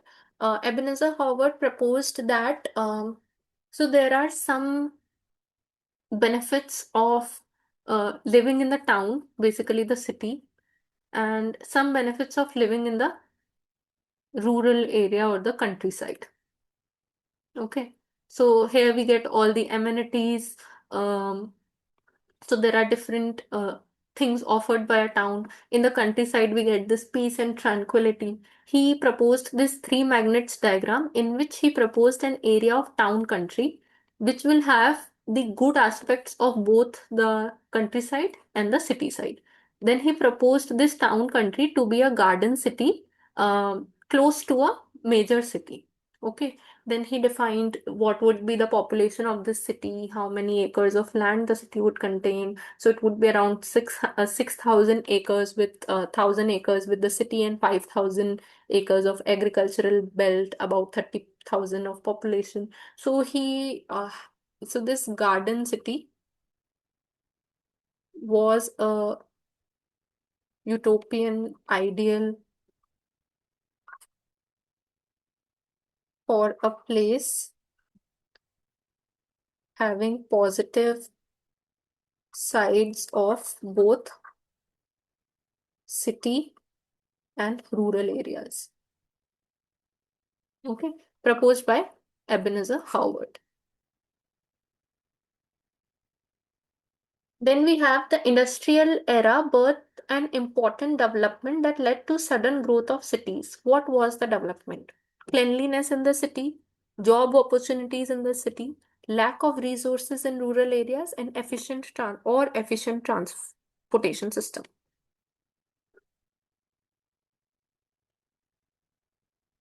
Job opportunities in the city. Because of job opportunities in the city, we had migration.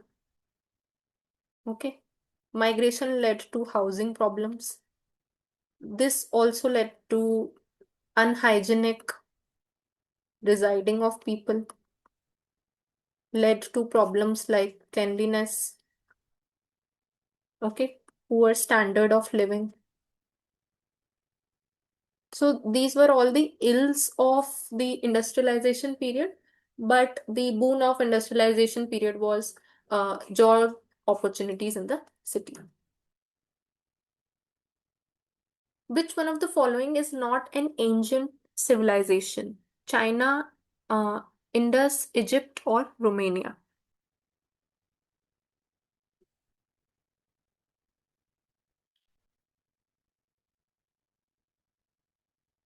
Okay, somebody has said China.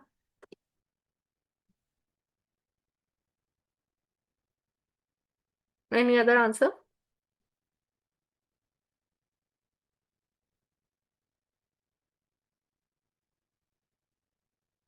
Yeah, this is the answer is Romania. China maybe had Yellow River civilization, or it's also called ancient Chinese civilization. This was around 5,000 BC. Okay, so this is considered an ancient civilization. So India, we had Indus Valley. Egypt, we have the Egyptian civilization. Chinese, we have Yellow River civilization. Okay, so the answer is Romania. Then a multifaceted approach to planning, design, and management of public spaces, or the practice of creating or enhancing community assets to improve its overall attractiveness and livability is called livability, walkability, placemaking, or community planning. Yeah, this is placemaking. Even though it talks about community, it talks about community's assets and not inclusion of people in planning. So this is not community planning. It does not talk about creation of walkability or ease of walking in areas. So it is not walkability. Livability it does talk about, but it itself has the key word in the definition. And it talks about management of public spaces on an urban design level. Okay, so the answer here is placemaking. And pick the odd one out, agora, group, forum, or market.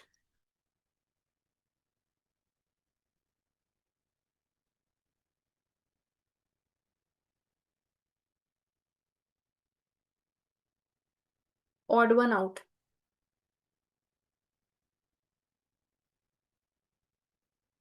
Agora, group, forum, market. Any guesses?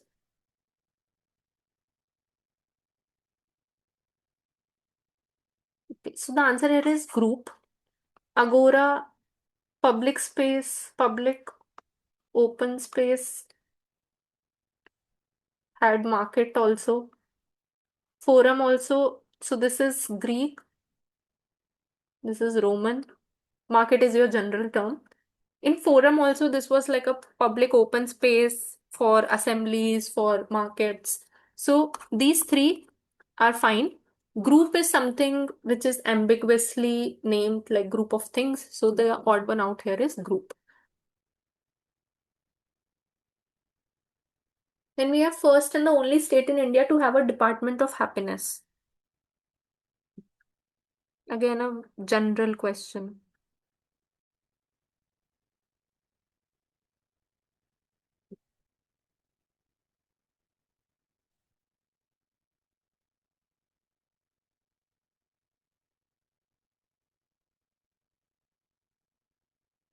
Okay, I think you are saying this because of Northeast, maybe. But the answer is Madhya Pradesh. This was established in 2016 or 17, I think. Department of Happiness is a department in Madhya Pradesh. Yeah. What is the sex ratio? Number of females per 1,000 males, number of females per 100 males, the study of population growth, the difference between birth rate and death rate. Yeah, so this is number of females per 1,000 males. So let's say 994 females per 1,000 males. So that is basically your sex ratio. Then we have segregation at source is a concept associated with traffic management, urban management, solid waste management, social management. Yeah, this is solid waste management where we segregate different kind of waste so that different kind of waste can have different management on the basis of what type of waste it is. It is whether it is degradable waste, non-degradable waste, paper waste, recyclable waste, etc. So segregation at source is considered to be a very important step in solid waste management. Then we have, as per, again, we had discussed this in planning legislation. As per Census of India, Nagar Panchayat refers to a rural area surrounded by a large city, a panchayat within an urban area, a rural area along a nagar, an urban area with a statutory local government.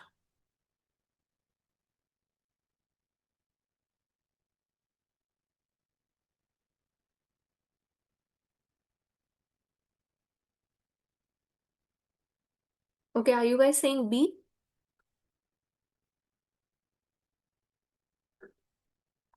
So Nagar Panchayat was formed through 73rd or 74th Amendment. Was it 73rd, 74th? Please answer in the chat.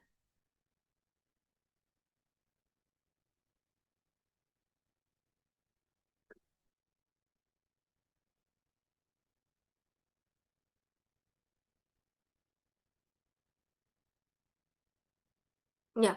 74th Amendment. 74th Amendment is your urban local bodies. So urban local bodies would be formed under which area? Urban area or maybe rural to urban transitional area. So it won't be formed in a rural area. 73rd is your panchayat. So it will have your Gram Sabha, Panchayat Samiti and Panchayat. Okay. So this is just to confuse you a little bit. Nagar Panchayat is not really a panchayat. It's an urban local body. Okay.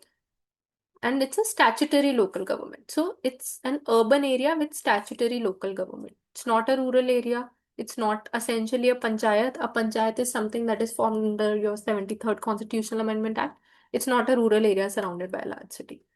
And this is a important word here, statutory local government of an urban area. Or even if they had written a transitional urban area, rural to urban transitional area would have been fine.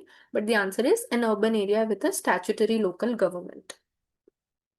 So here is like your 73rd is basically Gram Sabha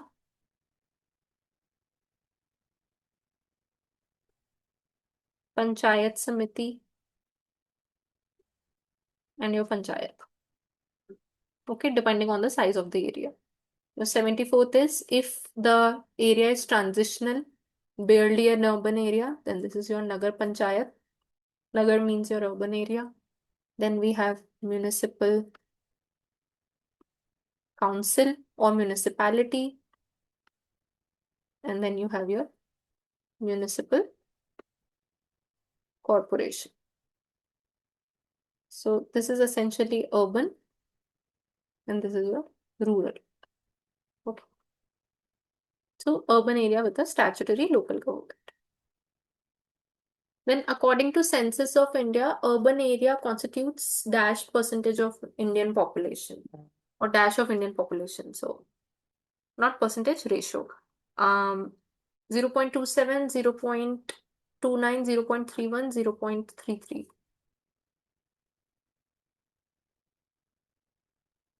Yeah, this is 0.31. Around 68.8% is your rural population and rest is your urban. Then census of India is carried out after every dash years 5, 10, 15, 20.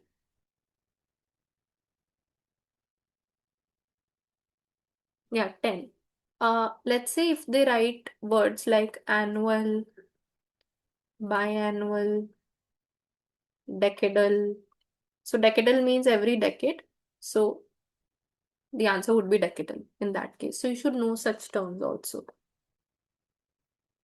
Okay, let's just take a 5-minute break and then we will resume at let's say 9:07. Okay.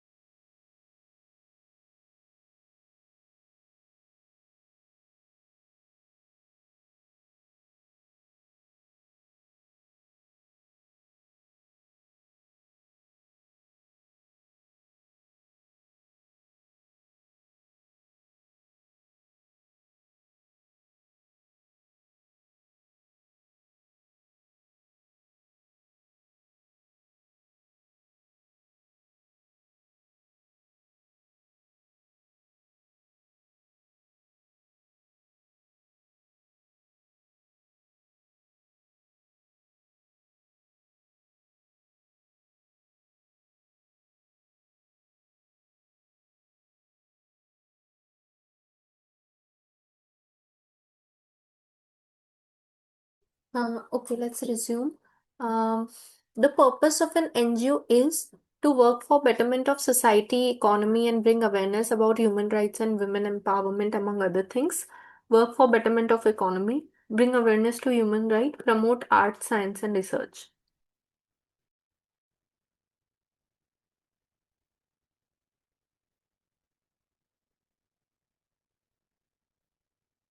Okay, so work of NGO could be very broad in terms of what they are particularly niched about.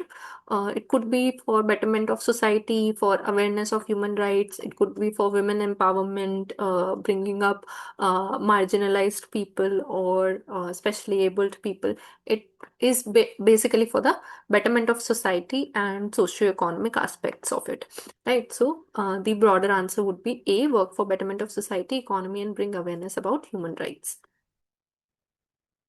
And we have bid rent theory states that, again, this is like a urban land economics theory. Different land users will compete with one another for land close to the city center. Rented accommodation is easy to get. Users who have been allotted land will never compete with one another to be near city center, or users of industrial land will compete with one another to be near the city center.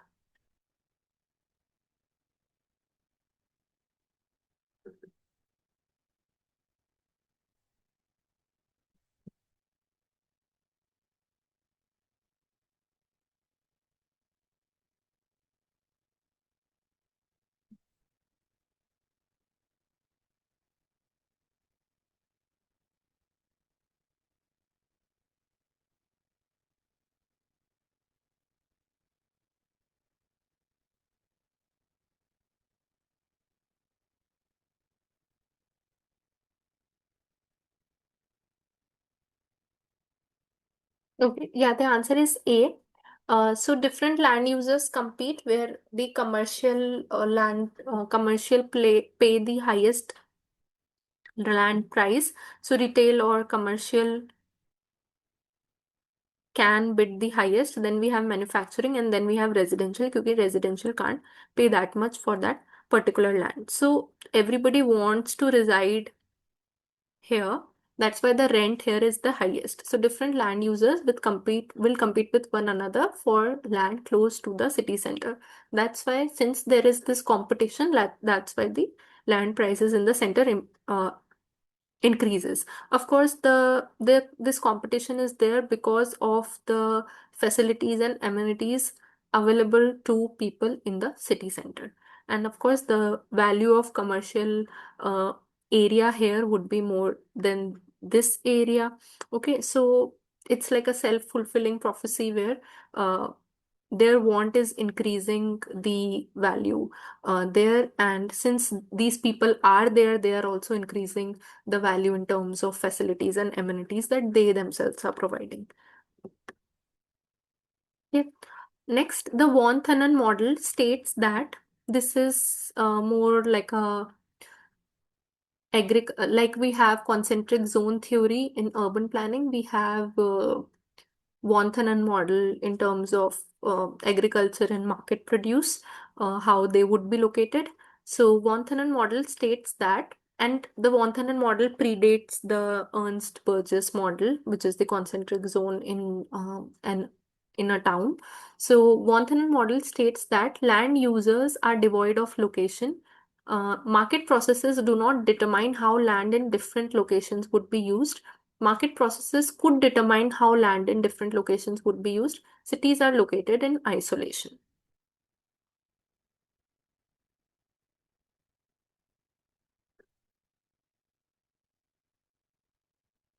Yeah, this is C.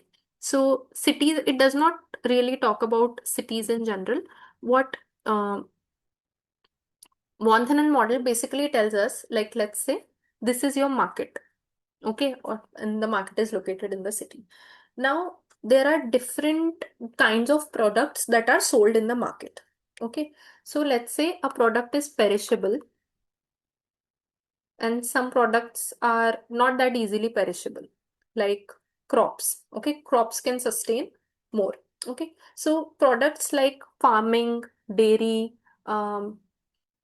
vegetables, okay, those would be located near the urban center, whereas crops like grain would be located far away. And ranching with animals and kettles can be located the farthest. Okay, so let's say if there is a fruit and vegetables, those would be located nearer so that they can reach the market quickly because they have a shelf life of 4 to 5 days. Same goes with your milk, etc. Okay, so market processes could determine how land in different location would be used. So basically how this land would be used, this is depending on the distance from the market. Okay, so this could essentially determine where what would be located in terms of this crop, ranching, dairy farming, etc. Then zone of discard around CBD, which is your central business district, land uses has high-rise buildings, vacant properties, showrooms, high-income residential area. So just look at this term, zone of discard. What could it have?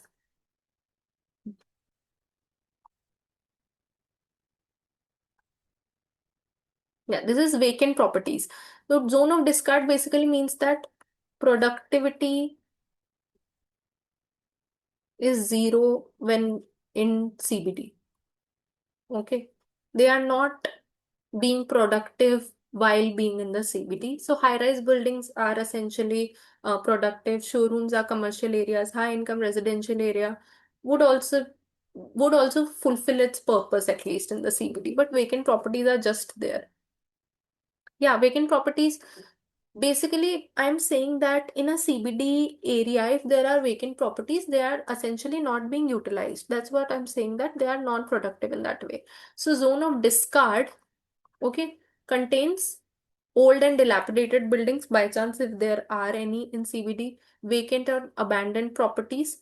Okay, they've also included warehouses and godowns. I don't know why. I don't know if this should be included, and slums.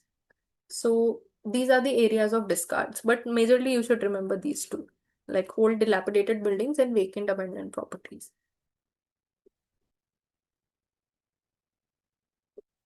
Then we have land uses in the peri-urban areas do not include farmhouses, peri-urban areas. Okay. Farmhouses, government institutions, industrial areas, or warehouses. Okay. Government areas are usually located in central important parts of cities. Usually we call it civil lines area. Okay. Uh, Not located in peri-urban areas. Peri-urban areas usually have farmhouses, industrial areas to be located away from the city because of effluent and whatnot, and of course, warehouses. Then we have National Rehabilitation and Resettlement Policy. So there was a policy before the act also, was framed in the year.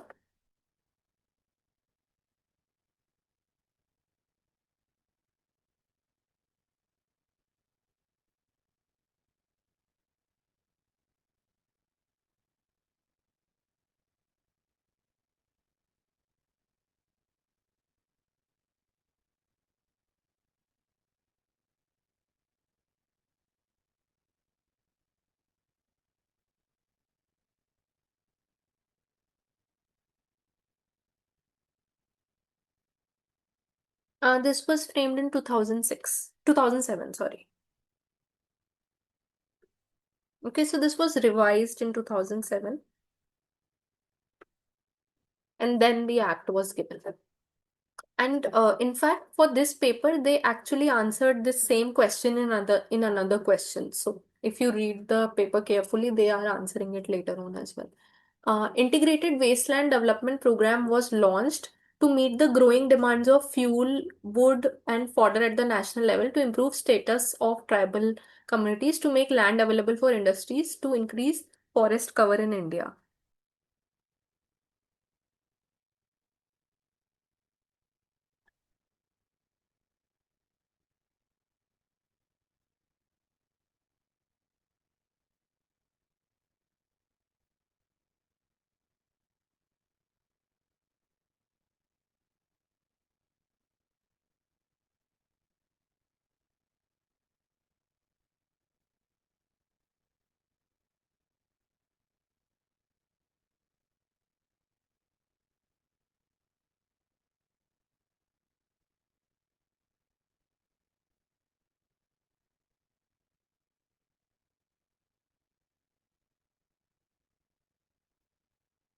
Okay, so integrated wasteland. So there were a lot of wasteland back in the 90s, and they wanted to uh, regenerate those wastelands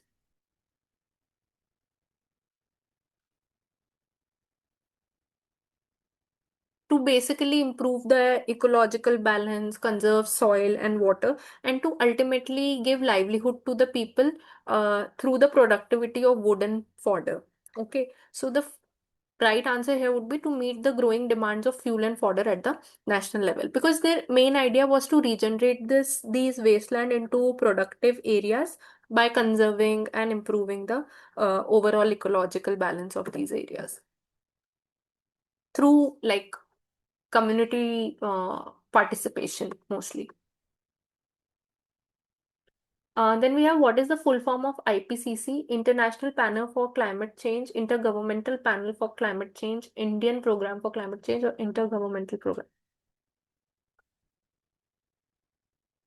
This is a close call.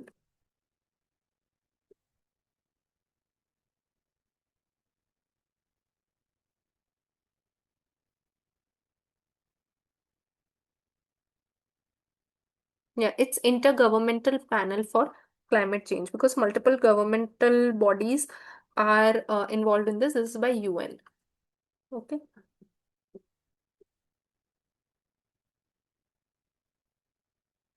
Then this is slightly niche question. As per IPCC, Intergovernmental Panel for Climate Change, globally the sea level is estimated to rise by 20 to 50 centimeter by 2050, 18 to 59 centimeter by 2099, 30 to 40 centimeter by 2099, or 30 to 60 centimeter by 2050.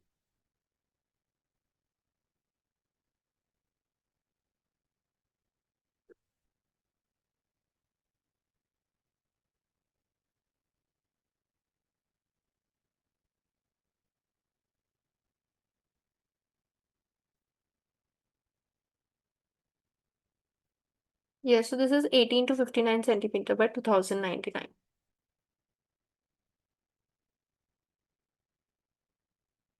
Then we have, which mangroves in India are UNESCO World Heritage Site.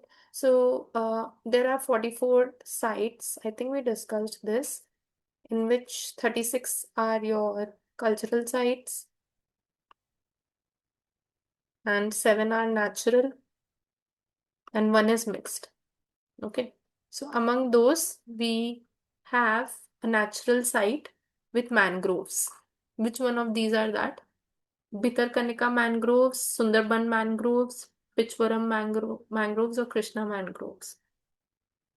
Yeah, so Sundarban mangroves. Where are they located?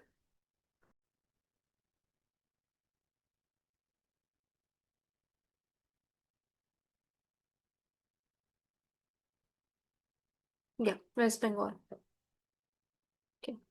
Um, the Ministry of, this was in news back in the time. The Ministry of, and very general question, I've seen this in some other state exam as well. The Ministry of New and Renewable Energy projects a goal of producing dash of renewable energy capacity by year 2022. It was in news when they had come out. 175 gigawatts, 150 gigawatts, 100 gigawatts, or 75 gigawatts.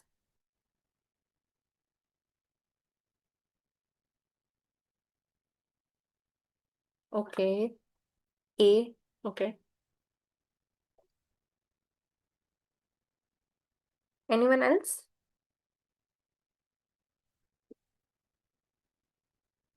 Yeah, this is 175 gigawatts. Let me kilowatts, gigawatts. And we have, how many cities were surveyed in Swachh Surakshan 2019? This is, again, you can see that it's a 2019 question because it's a 2019 paper.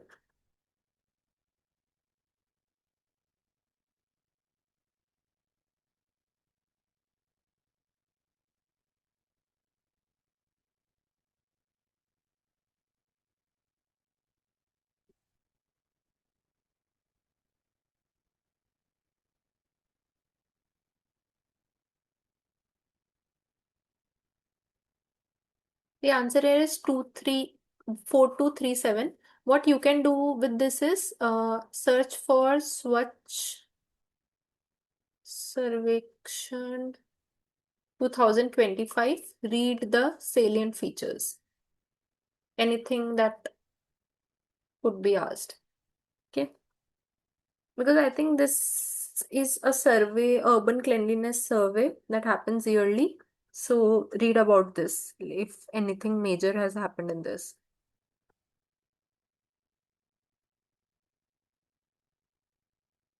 Okay.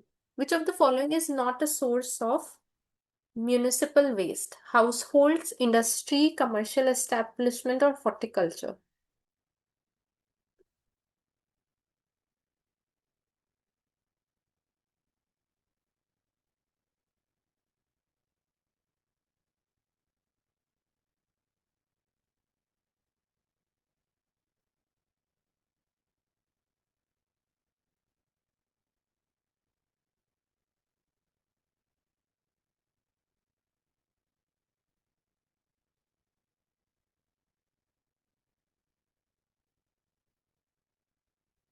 Most of you are saying D.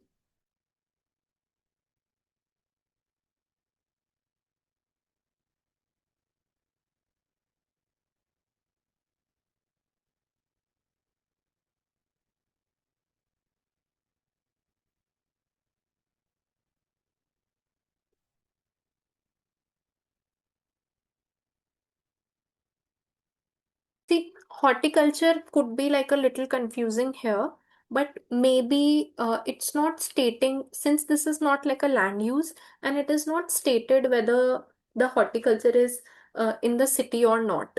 Okay, so let's say this is the city, you are having households. Within that, somebody has their orchard, something like that. The waste from that would still be collected by the municipality, right? But industries is something completely different. This is like industrial level waste. Okay. So the way in which it would be handled or managed won't be through uh, the proceedings of a municipal waste. Okay, so the answer here would be industries. So we have households, commercial waste, and maybe horticultural waste is also included, but industrial waste is something different.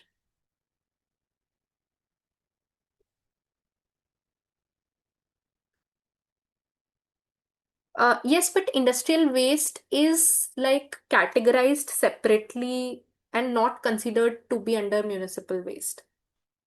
Municipal waste is your generic waste by your household, commercial, small areas. Like some garden waste could be your horticultural waste, right? Yeah, it could be small industries also. I get what you're saying, the scale of the industry, but still it is classified as industrial waste. Okay.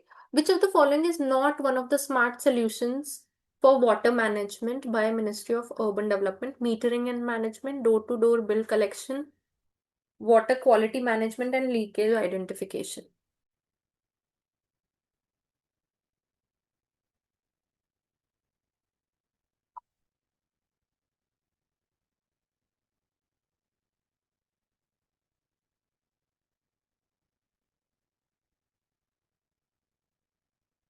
Yeah, of course, this is door-to-door bill collection. If it was something like online bill collection, it could be considered a smart solution. In fact, door-to-door bill collection is a rather conservative old type of solution there. So, door-to-door bill collection is the correct answer here.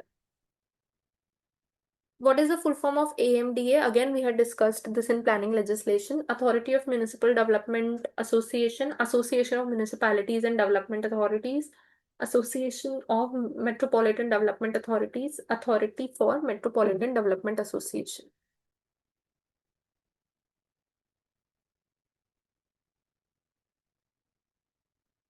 Yeah, so this is your umbrella organization for your municipalities and development authorities in a state. Okay, so Gujarat would have a AMDA, Maharashtra may have an AMDA like that. Then you have with the phenomena of ever-growing cities, the population distribution in cities show. So they are saying that cities are growing. What happens in growing cities? Reduced residential density in the city core, increased residential density in the city core, reduced non-residential density in the city's core, or no change?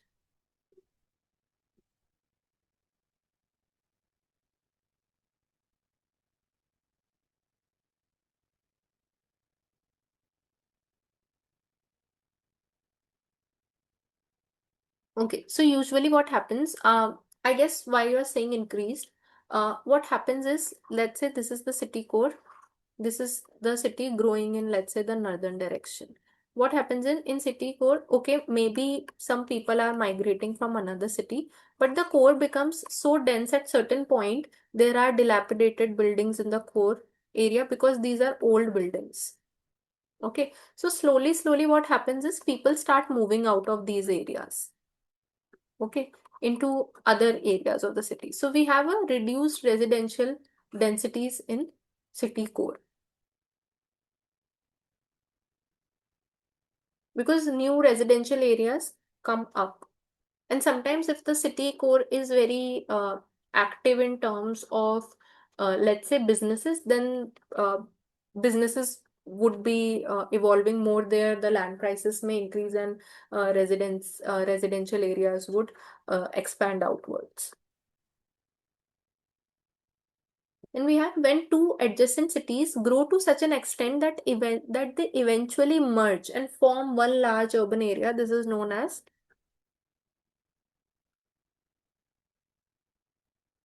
yeah, agglomeration. Okay. Outgrowth is something like an outgrowth of the one urban area. Okay. Unification, assimilation, we do not use these terms. Agglomeration is something like two cities started growing independently and then they kept increasing in this direction and formed one city, like one large urban area, if not one city. Then we have water supply in any Indian city is usually provided by PHE department, PWD department, RTO department, smart city cell.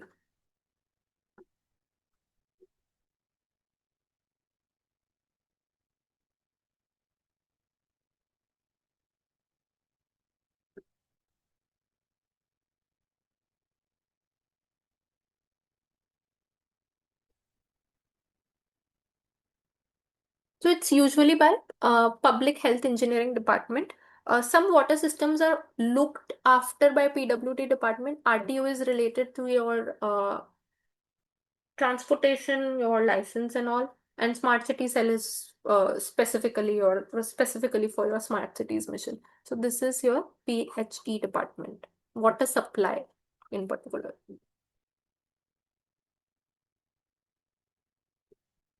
Mhm.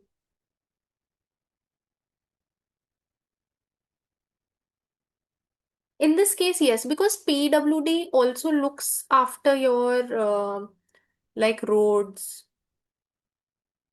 other buildings, government buildings. It does look after your water systems per se, but water supply is the work of water supply is given to PHE department.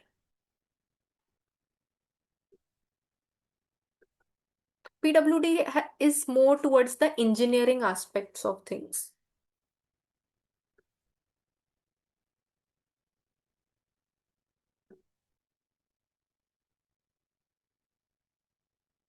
This is your public health department, majorly for your constructing, maintaining water supply, sanitation. Okay. And PWD would be for your roads, buildings, some aspects of water systems, but not entirely. Then we have which of the following schemes provides urban infrastructure? This scheme was launched by the Government of India under Ministry of Urban Development in 2005.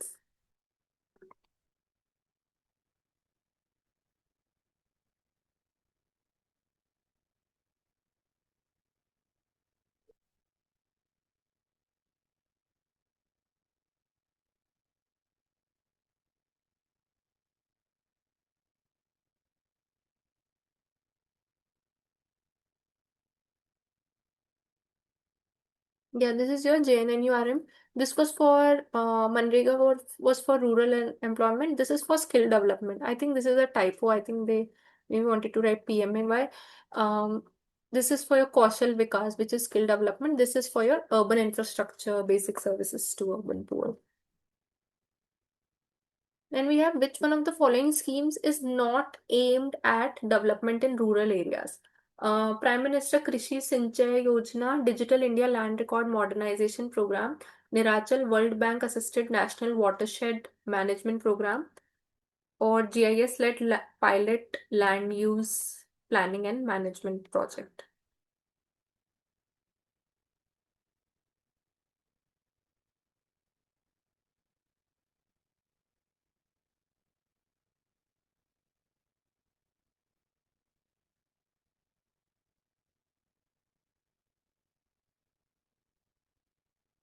Yeah, so this is for both like urban areas as well. This would be GIS-led.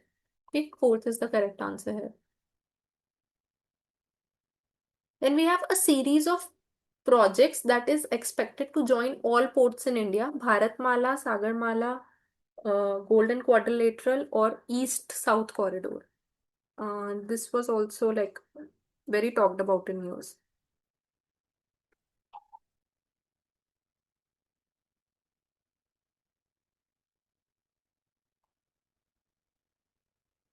Joining all ports in India. What do you think it would be?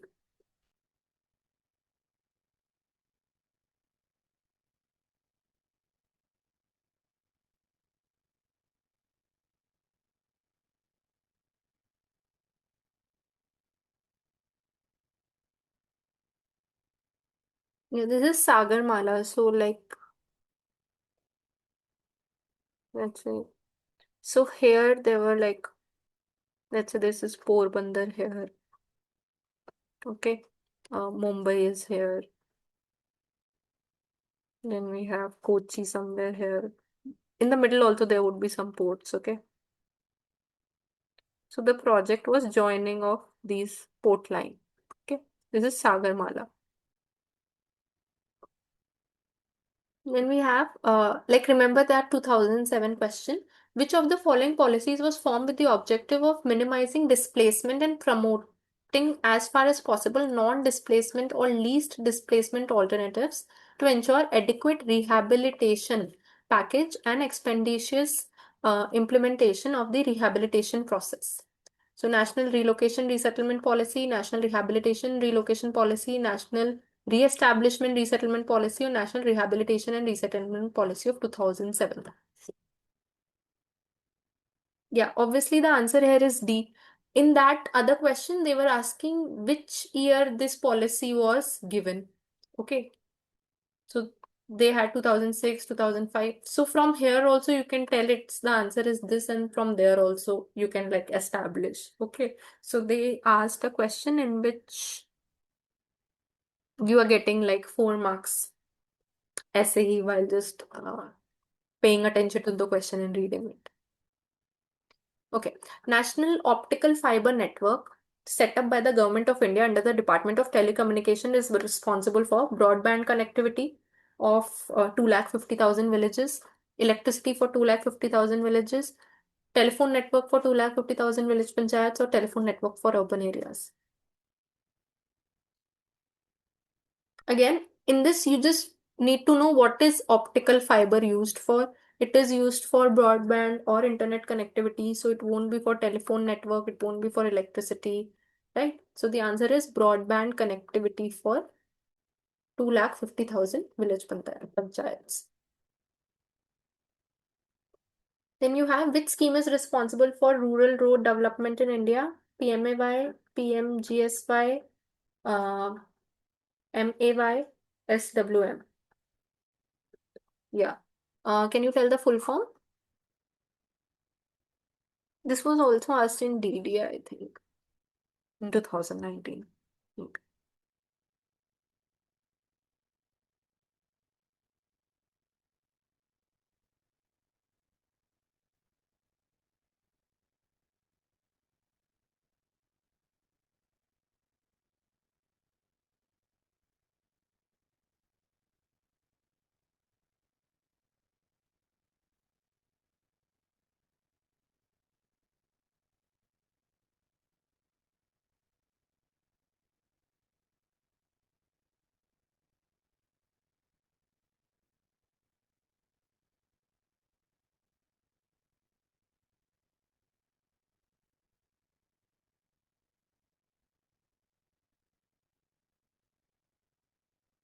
Yeah, this is Pradhan Mantri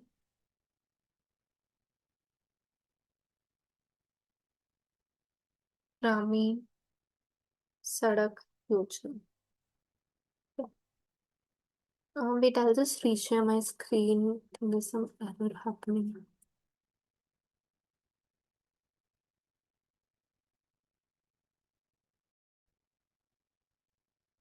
Yeah, I hope this is visible. Okay.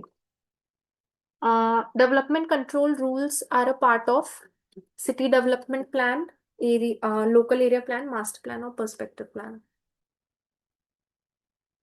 So development control rules are like your bylaws, like setbacks, FARs, all that they give in that. So this would be your city development plan, local area plan, master plan, or perspective plan. Any guesses?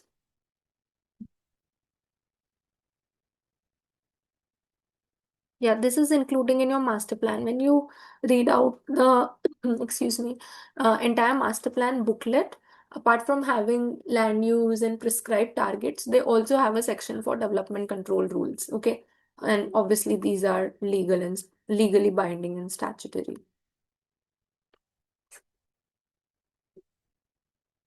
Okay. Uh, Article 243W in the 12th schedule of Constitution, again we had discussed this, has points regarding urban planning, regulations and land use and construction of buildings, rural development, agriculture, or census of India.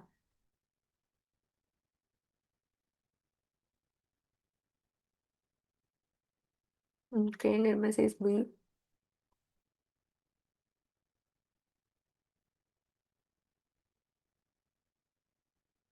Okay, so 12th schedule is basically your responsibilities slash duties of ULBs. Okay, so your municipal corporation and municipalities, right? Up in this, there are 18 duties. Duties like vital statistics of birth and death, provision of street lighting, solid waste management, upholding the weaker sections of society, urban planning, land use planning, uh, fire emergencies, construction of buildings, construction of roads and bridges. So these are 18 duties, 18 responsibilities that they are given. Okay. As soon as, even if you do not know the 18 responsibility, you would know that 12th schedule, you should know that 12th schedule is for the ULBs. So anyway, we are talking about urban local bodies. Now, urban local bodies won't be responsible for rural development. They won't be responsible for agriculture. They won't be responsible in any way for whatever census of India does. Okay.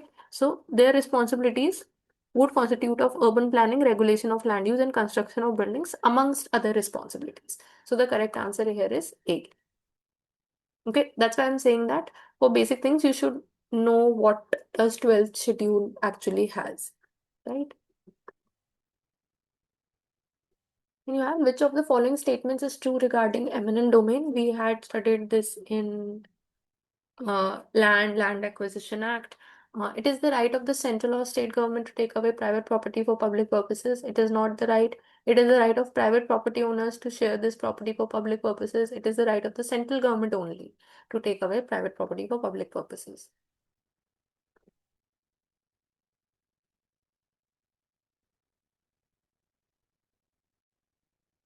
Yeah, this is obviously or it is the right of the central or state governments to take away private property for public purposes in lieu of some compensation, after giving some compensation. Again, Planning Commission was replaced by Niti Aayog on very specific question. 1st February 2016, 1st January 2015, 1st February 2015 or 1st January 2016.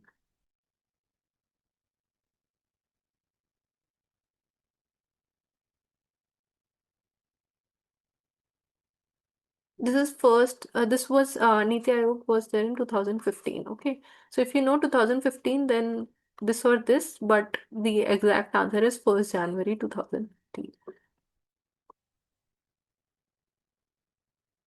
Okay, then we have which of the following schemes has been implemented by Ministry of Rural Development exclusively for panchayats? Sampoorn Gramin Swarozgar Yojana, Jawahar Gram Samriddhi Yojana, Indira Awas Yojana, Pradhan Mantri Gramin Sadak Yojana.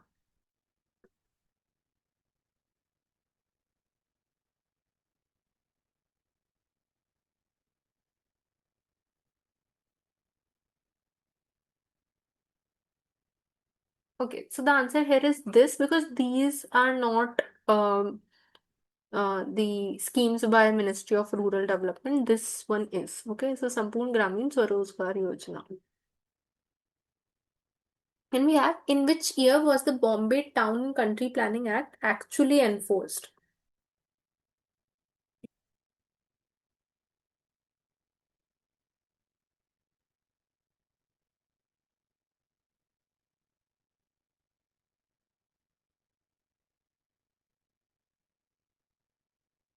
Yeah, this is 1957. First, it was formed in 1915 when the British were there.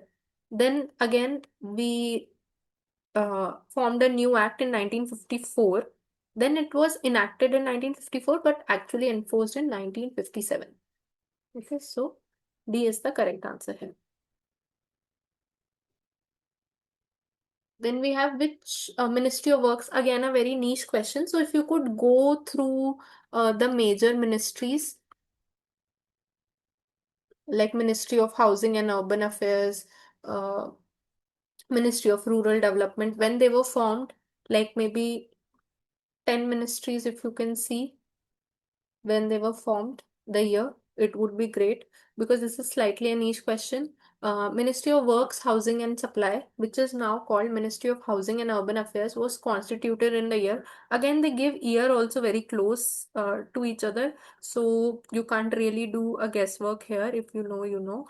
1950, 51, 52, 53. So this is why I'm suggesting that see the history of major ministries, at least see their year.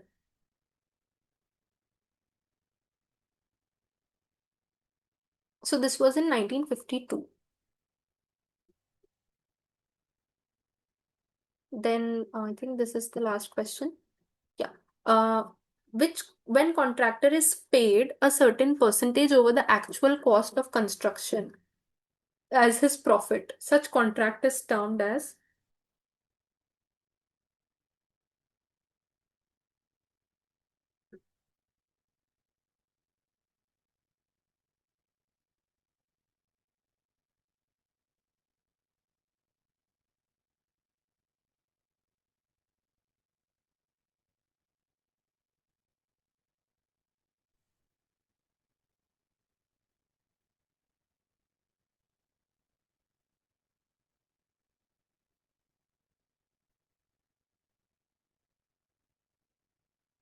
So basically, this the answer here is cost plus percentage contract. In this, what is done is so let's say there's a contractor and the owner. Okay. Firstly, they agree upon that 10% would be your agreed upon percentage. Okay. Or profit which you are making of 15%. So firstly, the contractor would incur all the costs of construction, material, labor, whatever. Okay. Then he would obviously document all these costs for reimbursement. Okay. Let's say the cost was 1 crore and let's say the 15% was their agreed upon percentage of profit. So the owner would pay 1 crore 15 lakhs to the contractor. So 15 lakh would be given to the contractor. Okay. So sometimes the projects have like to maintain flexibility in the projects, and if there are lack of defined scope in the project, maybe they could give a cost plus percentage contract as an incentive to the contractor. Okay, work order schedule contract are different. Work order is something that obviously would be given in any case. What is lump sum contract?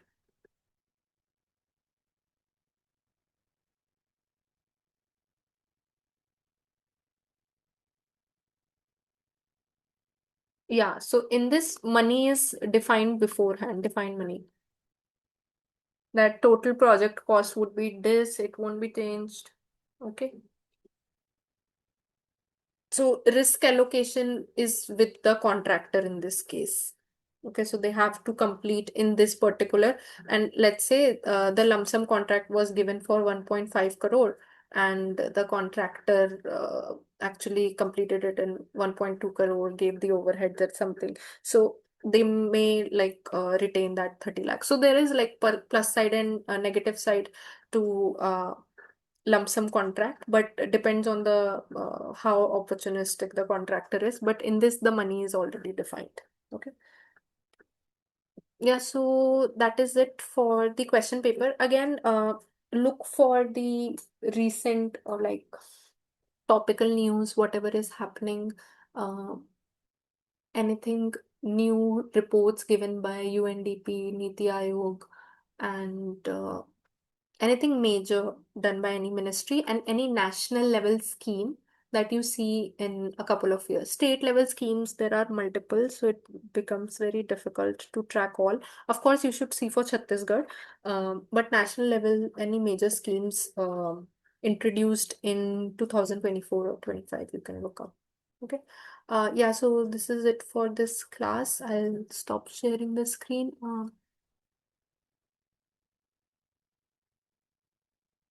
Yeah, we don't really see numericals because there are 150 questions to be solved. So you can know the basic of numericals. Like I was saying, what is the formula for gross residential density or net residential density?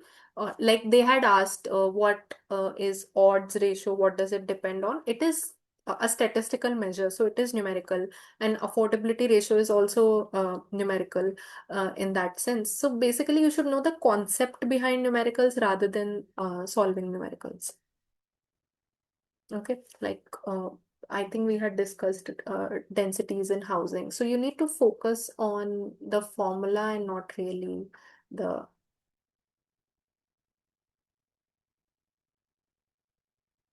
Actually, I've not read the entire notification for that. You read it too, and I'll also like read it and see what kind of paper it is. But yeah, numericals for 150 questions, they don't ask numericals. Same goes with DD and other state exams as well. They mostly try to gauge your current affair knowledge and just as you have seen, like with that urban sprawl question, with that constitution question, your basic sense of things. Okay, so I would suggest you to try to cover more area. Uh, rather than delving too deep into topics. Try to read more and more about different topics. Okay, thank you. KP classes dedicated to excellence.